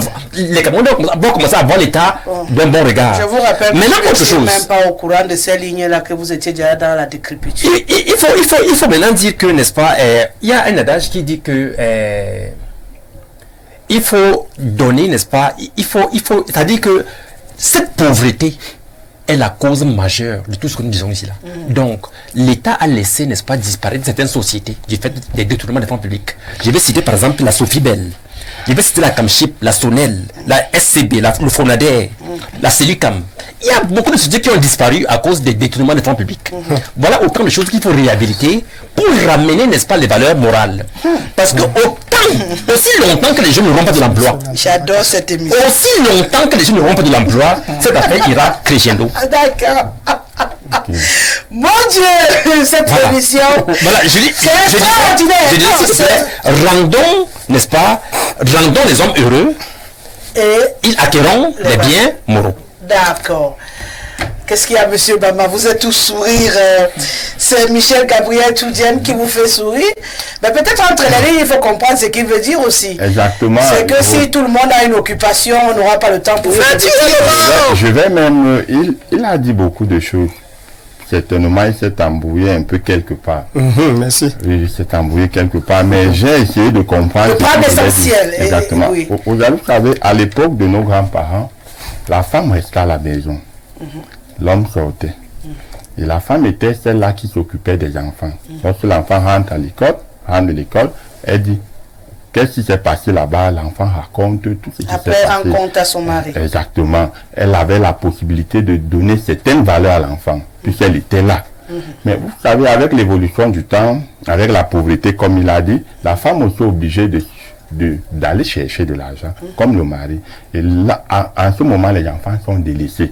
Les enfants sont à la maison, ils vont s'auto-éduquer eux-mêmes à travers la télé, les réseaux sociaux. Et bien même certains parents, lorsqu'ils n'ont plus la possibilité de demander à l'enfant que qu'est-ce qui s'est passé, ils n'ont plus la volonté. Ils n'ont plus la volonté. Voilà. Hier, je vous ai suivi aujourd'hui, vous avez dit un truc là, hier, que j'avais dit à ma fille que lorsqu'elle ira composer, voilà comment elle doit se comporter. Mais lorsqu'elle est arrivée là-bas, elle a vu un comportement, elle était un peu gênée. ce que vous avez dit. Vous voyez que vous avez inculqué à l'enfant certaines valeurs. C'est pourquoi moi j'ai souvent l'habitude d'utiliser cette phrase, instruire l'enfant selon la voie qu'il doit suivre. Ouais. Lorsqu'il sera grand, il ne s'en détournera point. Mais il y a des parents qui ont abandonné, qui ont délaissé les enfants, ils ont abandonné leur mission, ils ont démissionné. Parce que l'État, c'est quoi la nation? C'est quoi la nation? C'est nous. Lorsqu'on aura éduqué nos enfants normalement, je vous dis, on n'aura plus de la corruption, de la malgouvernance et tout ça. Voyez-vous, lorsque vous voyez une maman qui est devant la télé, une télénovelas, elle voit comment un homme trompe sa femme, et elle encourage, ses filles sont là. C'est quelle valeur? Il n'y a plus d'éthique. Vous voyez un enfant qui suit les informations que son père a été arrêté pour détournement de 20 milliards. Voyez-vous, l'enfant sait que papa est un voleur. Qu'est-ce que vous allez dire à votre enfant à la maison? Rien. Vous voyez des Camerounais qui peuvent agir par malhonnêteté, c'est-à-dire entraîner d'autres Camerounais dans des business, dans des régions que le gars venait, vous allez multiplier l'argent ici à l'instant d'un truc qu'on appelait l'IEP-mal. Vous voyez, ils viennent avec des Camerounais, ils bouffent votre argent et après, vous allez voir, ces Camerounais-là vont donner quelle valeur aux jeunes. Et ils seront dans les plateaux, sur les plateaux télé en donneur de leçons. Pourtant, ce sont des loups affamés. Ce n'est pas bien. Ça doit disparaître. L'intégrité a foutu le camp. L'honnêteté a foutu le camp. Vraiment, revenons à ces valeurs. Et ces valeurs ne commencent que par la famille. C'est ça. Donc moi, je ne suis pas ici, là, celui-là qui va accuser l'État. Tout commence par la famille. Oui. Parce que je ne vais pas dire que ce n'est pas l'État qui viendra éduquer votre enfant. Ce n'est pas l'État qui viendra dire qu'on ne vole pas, on ne ment pas. Ce n'est pas l'État qui viendra dire que respecte ton aîné. Le droit d'aîné, c'est la famille. C'est le devoir des parents. Et lorsque les parents vont reprendre ce devoir-là, lorsque les parents vont se mettre à la tâche, on aura une société exemplaire. En d'autres termes, si les parents même sont pourris, exactement, on peut comprendre. Parce que l'homme ne donne que ce qu'il a. L'homme ne donne pas ce qu'il n'a pas. Donc le travail doit commencer par nous-mêmes. Par nous-mêmes. Qu'on essaie de se purifier et puis nos enfants vont suivre. En une minute. Bon, oui, en une minute. Il faudrait qu'on apprécie les valeurs en fonction du temps et de l'espace. Ce qui était hier comme valeur n'est pas forcément aujourd'hui comme une valeur. Quelle est la valeur qui était là hier, qui est devenue immuable, qui n'est plus valable aujourd'hui? Je dis, c'est... Bon, okay. C'était moins deux. Je reprends une seule valeur. Lorsque nous prenons le cas, n'est-ce pas, de la société, comment dire, dans le Nord Cameroun, où l'excision... Non, c'est pas une valeur. Attends. Je parle de... Vous savez pourquoi on a instauré l'excision dans le Grand Nord? Non, l'excision, c'est pas une valeur. Attendez, c'est une tradition peut-être, mais c'est pas une valeur.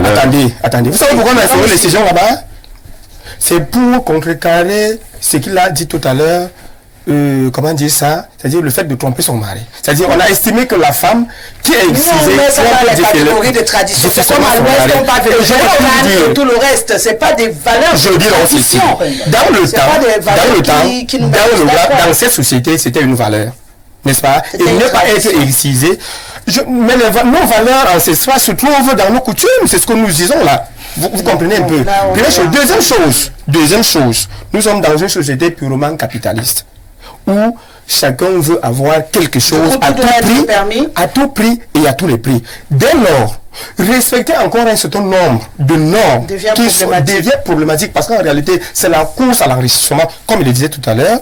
C'est la course à c'est la patte du gain. C'est-à-dire tout le monde, chacun veut tirer. C'est justement ce qui nous met la société à la folie, il faut ralentir. C'est ce qu'ils sont en train de dire. Donc si nous voulons nous attarder à rentrer toutefois, chaque fois en arrière, pour voir ce qui se faisait hier, pour tenter de ramener tout ce qui se faisait hier à aujourd'hui, on risque, n'est-ce pas, d'être confronté à un problème de mœurs et du temps. Pourquoi? Parce que les choses d'aujourd'hui sont presque différemment des choses d'hier. D'accord. Même si on est dans les problèmes de mœurs là. Quand vous dites qu'on risque d'être confronté, si on fait marche arrière au problème de mœurs, je ne suis pas sûr. Avant, on n'avait pas facilement de problèmes d'inceste et de machin. Avant, il n'y avait pas l'inceste. On n'avait pas comme on a aujourd'hui là. Peut-être le pain qu'on mange. Je voudrais dire que l'excision vraiment n'était pas une valeur. C'était juste quelque chose qui privait la femme de ses droits les plus naturels possibles. Comme nous on ne mangeait pas. Mais en revanche, moi je peux citer une valeur qui existait et qui n'est plus, pour certains ou pour la majorité, une valeur. Le mariage. vous voyez très bien, la façon dont on prenait le mariage était sacrée. C'est-à-dire qu'on sait que l'homme et la femme doivent se marier. D'ailleurs, votre parent vous dit votre mari sera comme ça, votre femme sera comme ça, ainsi de suite, ainsi de suite. Aujourd'hui, le mariage est devenu un contrat. Qu'est-ce qui est à l'origine de ça? C'est la mondialisation. Parce qu'on vous dit d'ailleurs que là maintenant, même, il y a même d'autres choix à opérer. C'est-à-dire que... Non, on a compris. C'est ça le truc. Donc il faut qu'on se dise une chose. Et c'est vrai, c'est pour ça qu'aujourd'hui, nos États, il ne s'agit pas seulement, c'est une thématique qui ne concerne pas seulement le Cameroun, mais qui concerne davantage les pays africains. Parce qu'aujourd'hui, nos États doivent faire attention à ne pas essorer totalement le contenu des valeurs culturelles qui permettent aujourd'hui, parce que la mondialisation n'est pas comme si on venait nous imposer des choses, mais c'est un carrefour du donner et du recevoir. Ça veut dire que nous apportons aussi ce que nous valons. Dans d'autres régions du monde, ainsi de suite, on se rend compte que, vous voyez très bien, le monde islamique vous apporte leurs valeurs. Et vous avez vu la Coupe du Monde Qatar 2022, c'était pas la même chose. On vous dirait que voilà comment vous devez vous comporter. Vous allez par exemple en France, on vous dit ce que vous jugez ici comme abomination, n'allez pas dire ça là-bas, sinon on vous arrête. C'est un peu comme ça. Et maintenant également en Afrique, nous ne devons plus être dans la logique du tout venant. Il faut bien que nos valeurs culturelles, qui sont reconnues également comme des valeurs universelles, il faut le dire, doivent être des valeurs qui sont contraignantes et pour nous-mêmes et pour ceux qui arrivent, afin que nous aussi nous apparaissons comme une civilisation dans le monde. Non, mais je suis tout d'accord, mais il y a un problème. Tant que ces valeurs ne sont pas codifiées, et que tout le monde le sache, ou bien les sache, on ne pourra jamais atteindre le niveau que vous pensez qu'on pourra atteindre en utilisant ou en pensant ces valeurs. Pourquoi? Parce qu'en réalité, les valeurs sont parsemées. Nous avons une société qui est diversifiée. Quand vous prenez d'abord au Cameroun, nous avons une société camerounaise qui est uniforme. Nous avons une société camerounaise qui est diversifiée, qui fait en sorte que quand vous allez au nord, il y a des valeurs que vous ne retrouvez pas forcément au sud. Quand vous allez à l'est, il y a des valeurs que vous ne retrouvez pas forcément à l'ouest.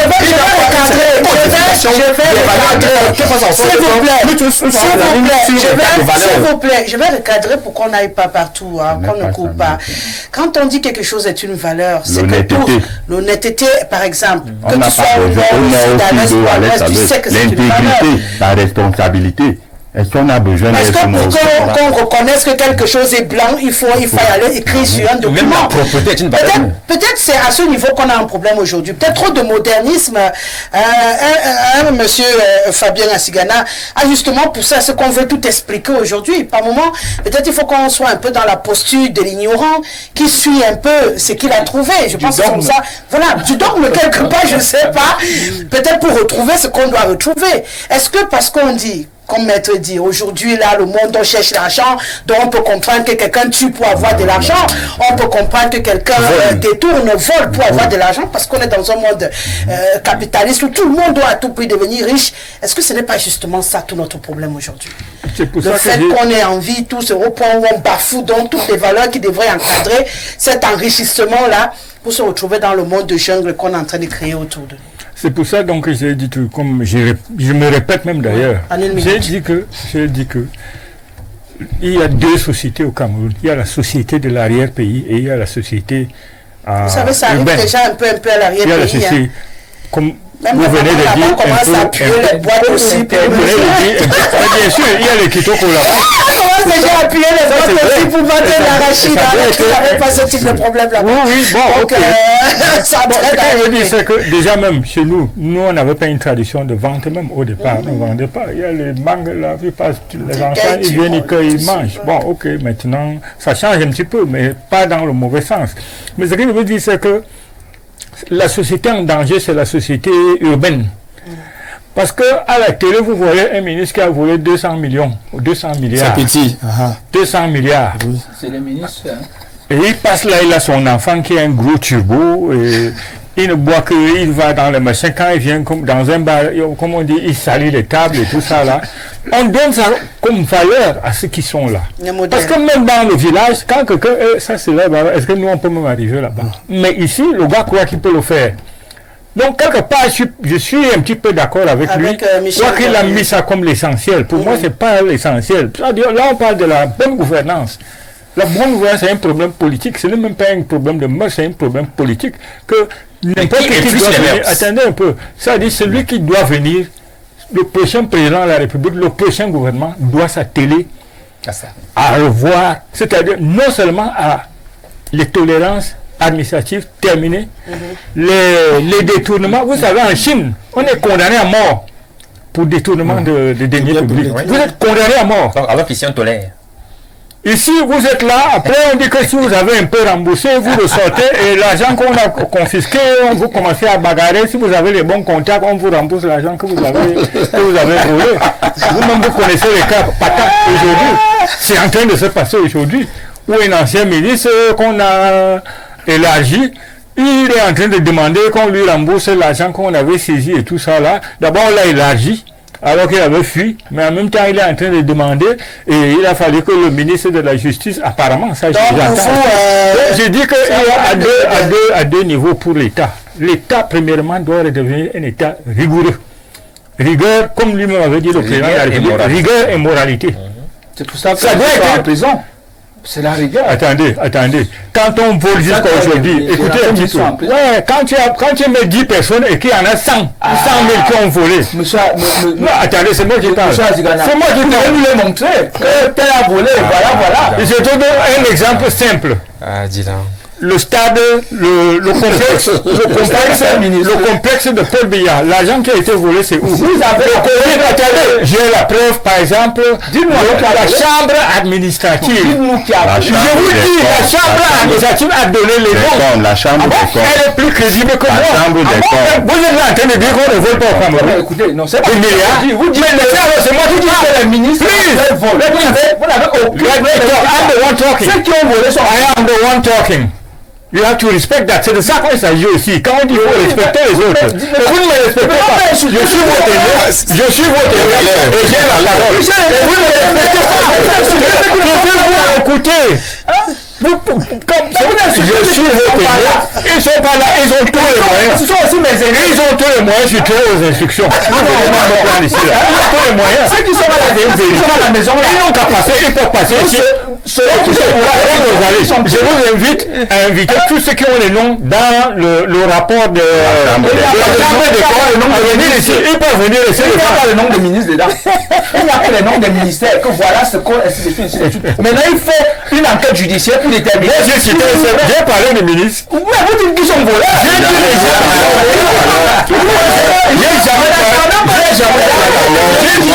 Ne dis pas les gens qui volent. J'ai dit les gens qui volent. J'ai dit quand on vole, qui se sent mauvais se mouche. La rigueur, c'est que ceux qui ont volé sont en prison. Donc ceux qui ont volé aussi, personne, tous ceux qui sont libres là, aucun n'a volé. Jusqu'à date, je ne vois pas.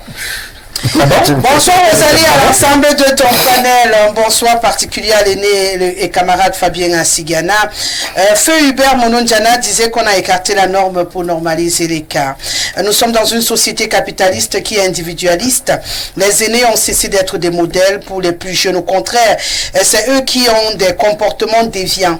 Ils prêchent ce qu'ils sont incapables de faire eux-mêmes.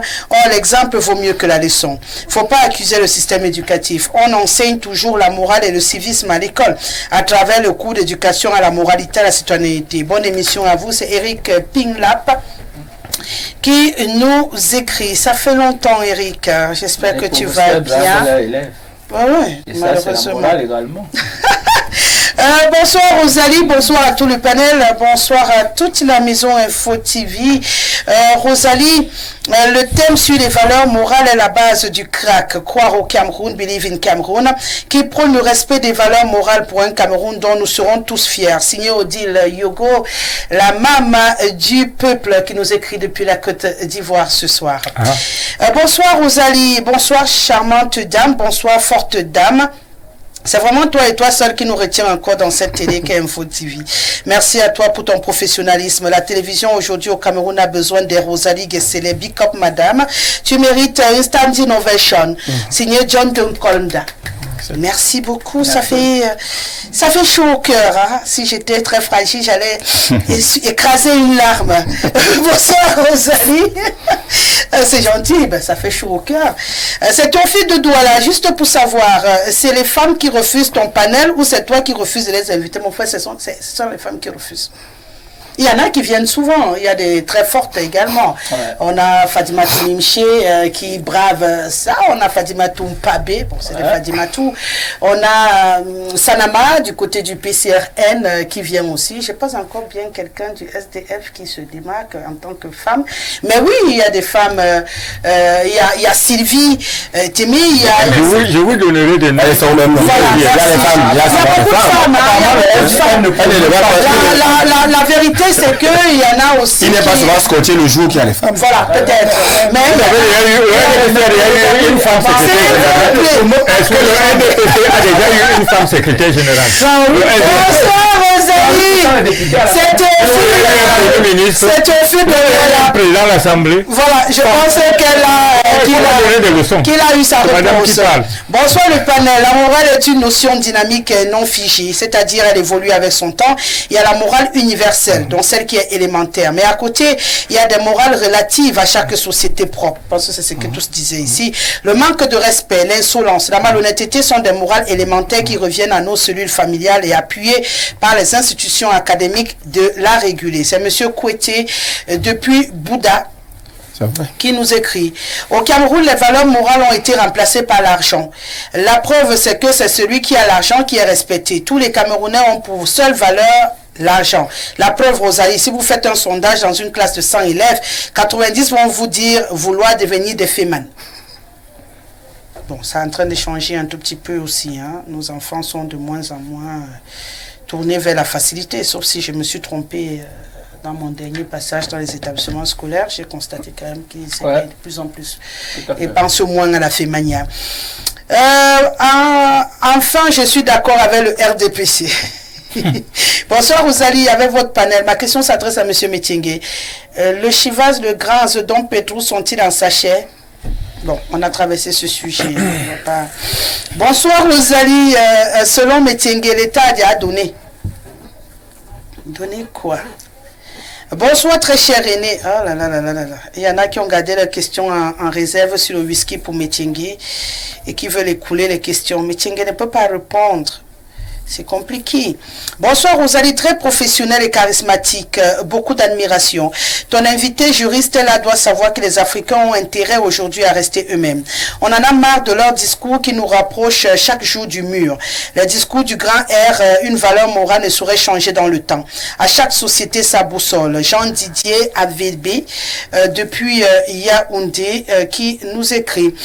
Nos valeurs morales sont diluées dans le modernisme que nous ne maîtrisons pas, d'où l'aventure ambiguë dont parlait le romancier Tiek Amidou Khan. C'est Lavoisier depuis Idéa. Bonsoir Tata Rosalie, la jeunesse étant la plus pointée du doigt, je tiens à rappeler que la vie est une roue tournante, c'est-à-dire que ce comportement est un héritage d'une génération supérieure. Par exemple, moi j'ai vu mon oncle se mettre debout et donner la chaise à un de mes petits cousins, juste parce qu'ils sont financièrement aisés. À votre avis, moi je vais me lever pour lui donner la chaise? Le respect est mort, la plupart du temps tué par les aînés assoiffés des privilèges que de respect. C'est Yves Yannick depuis Loncac. Ça peut choquer, mais il a raison, hein, quelque part. Bonsoir à tous les panélistes. Première participation en ce qui concerne le sujet du soir. Je pense que l'État doit uniquement, que ce soit uniquement l'affaire de l'État, mais une affaire de tous. Pour moi, la perte des valeurs morales est plus due au fait que les aînés qui sont censés transmettre ces valeurs délaissent cela sous prétexte que c'est le rôle de l'État. Je peux pas avoir mon fils et je ne lui apprends pas comment se comporter en société. Et j'espère que ça sera fait à l'école. L'école lui dira et il fera. À l'école, ça s'apprend, mais ça ne peut avoir le même impact que l'éducation des aînés. Par exemple, pas seulement les parents, mais les aînés dans tous les sens. Pour moi, le seul rôle de l'État à ce niveau ne sera que dans la régulation. C'est Michel depuis Douala. Vous l'avez compris, hein? On ne fera pas le dernier thème. J'espère que vous l'avez compris. Bonsoir Rosalie. Cette situation a été bien programmée et voulue par les gens du RDPC. Demandez-vous pourquoi le livre appelé Instruction civique a été retiré du programme. C'est Cœur depuis Yabassi. Un magnifique livre. Wow, nous sommes dans l'émergence d'une société en termes de médiocrité, perversité et autres vices pour un génocide intellectuel normalisé par des imposteurs politicatrons du rassemblement des danseurs et percussionnistes nutritionnels du grand R. Voilà, on fait un petit coucou à ta petite fille qui est avec toi devant le petit écran. Bonsoir Rosalie et à tout ton panel. Pourquoi on veut... Oh là là. Pourquoi laisser la place aux vieux alors que les vieux ne veulent même pas donner de la chance aux jeunes? Ouais. Bonsoir le plateau, vraiment moi j'ai réellement un problème avec cette histoire de valeur. Voilà un ministre qui cautionne le fait qu'un enfant poignarde un enseignant sous prétexte que celui-ci n'était pas à son poste d'affectation. Un délégué qui dit devant les élèves que si un surveillant général sera expulsé si celui-ci touche à un élève. Certains ministres, dit ministres d'État, se croient supérieurs au Premier ministre et regardez vous-même les interventions de la plupart de nos intellectuels. Le mauvais exemple a commencé en haut. Donc eux-mêmes ils arrangent d'abord. À Tangana de Mokolo. Quand ils vont arranger en haut, on va les suivre. Bonsoir à tout le panel, particulièrement à l'éloquente dame. Les valeurs morales sont des choses qui se transmettent de génération en génération. Si aujourd'hui on a un parent impoli, pensez-vous que les enfants seront mieux? Vraiment, prions beaucoup pour l'avenir. Et c'est sur ce message que je vais m'arrêter. Tu dis pourquoi tu gesticules? Qu'est-ce qu'il y a? Si tu veux me refuser la parole, je l'ai senti. Tu dis pardon, prends une minute. Hein? Tu dis prends une minute. Il faut croire aux industriels que l'événement punit en cas d'erreur, au lieu de croire aux philosophes qui tirent profit d'opinions mal fondées. Tout à l'heure, j'ai suivi comment, n'est-ce pas, M. Messengue disait, vous devez nous les montrer lorsqu'il parlait, n'est-ce pas, des voleurs. Des voleurs. Vous devez. Je rappelle qu'il y a de cela quelques années, le président Biya demandait les preuves. Or, il y a tout un gouvernement en prison. Tout le monde le sait. Alors, je ne peux pas, n'est-ce pas, je m'en voudrais de partir d'ici sans citer ceci. Rendons les hommes heureux, ils deviendront meilleurs. Donnez-leur les biens matériels, ils acquerront les biens moraux. Et Voltaire disait plus tard, le travail éloigne de nous 3 grands mots. L'ennui, le vice et le besoin. Voilà, donc c'est ce qu'il faut pour nous sortir des... Exactement. Merci à vous 5. Merci Michel Gabriel Tchoudien. Merci à Fabien Assigana. Il faut nous amener les femmes. Hein. On a besoin de beaucoup de femmes. Merci Bertrand Bama. Voilà. Merci à Simon Metingue que j'ai retrouvé avec beaucoup de plaisir. Hein. Et merci à Maître Jules Mao. Bien sûr, nous on se souhaite un très très bon week-end. On va aller souffler un tout petit peu. On vous fait un clin d'œil. Merci Ismaël. Il a été là toute la semaine. Merci ce soir à Anissé Nomo et à ceux qui l'ont précédé pendant la semaine. Je pense à Guy Fernand et bien sûr à Célestin Tomo. Merci à Ben Valls qui reste à la réalisation de ce programme, à Jean-Martin Kemfak qui assure la supervision technique, à Amara qui assure une sorte de coordination rédactionnelle. Respect, Monsieur Dieudonné va. Je vous laisse en compagnie du journal du week-end. Donc, le journal en anglais dans quelques minutes et bien sûr à 20h, la version en langue française. Bon week-end à vous tous et à très vite.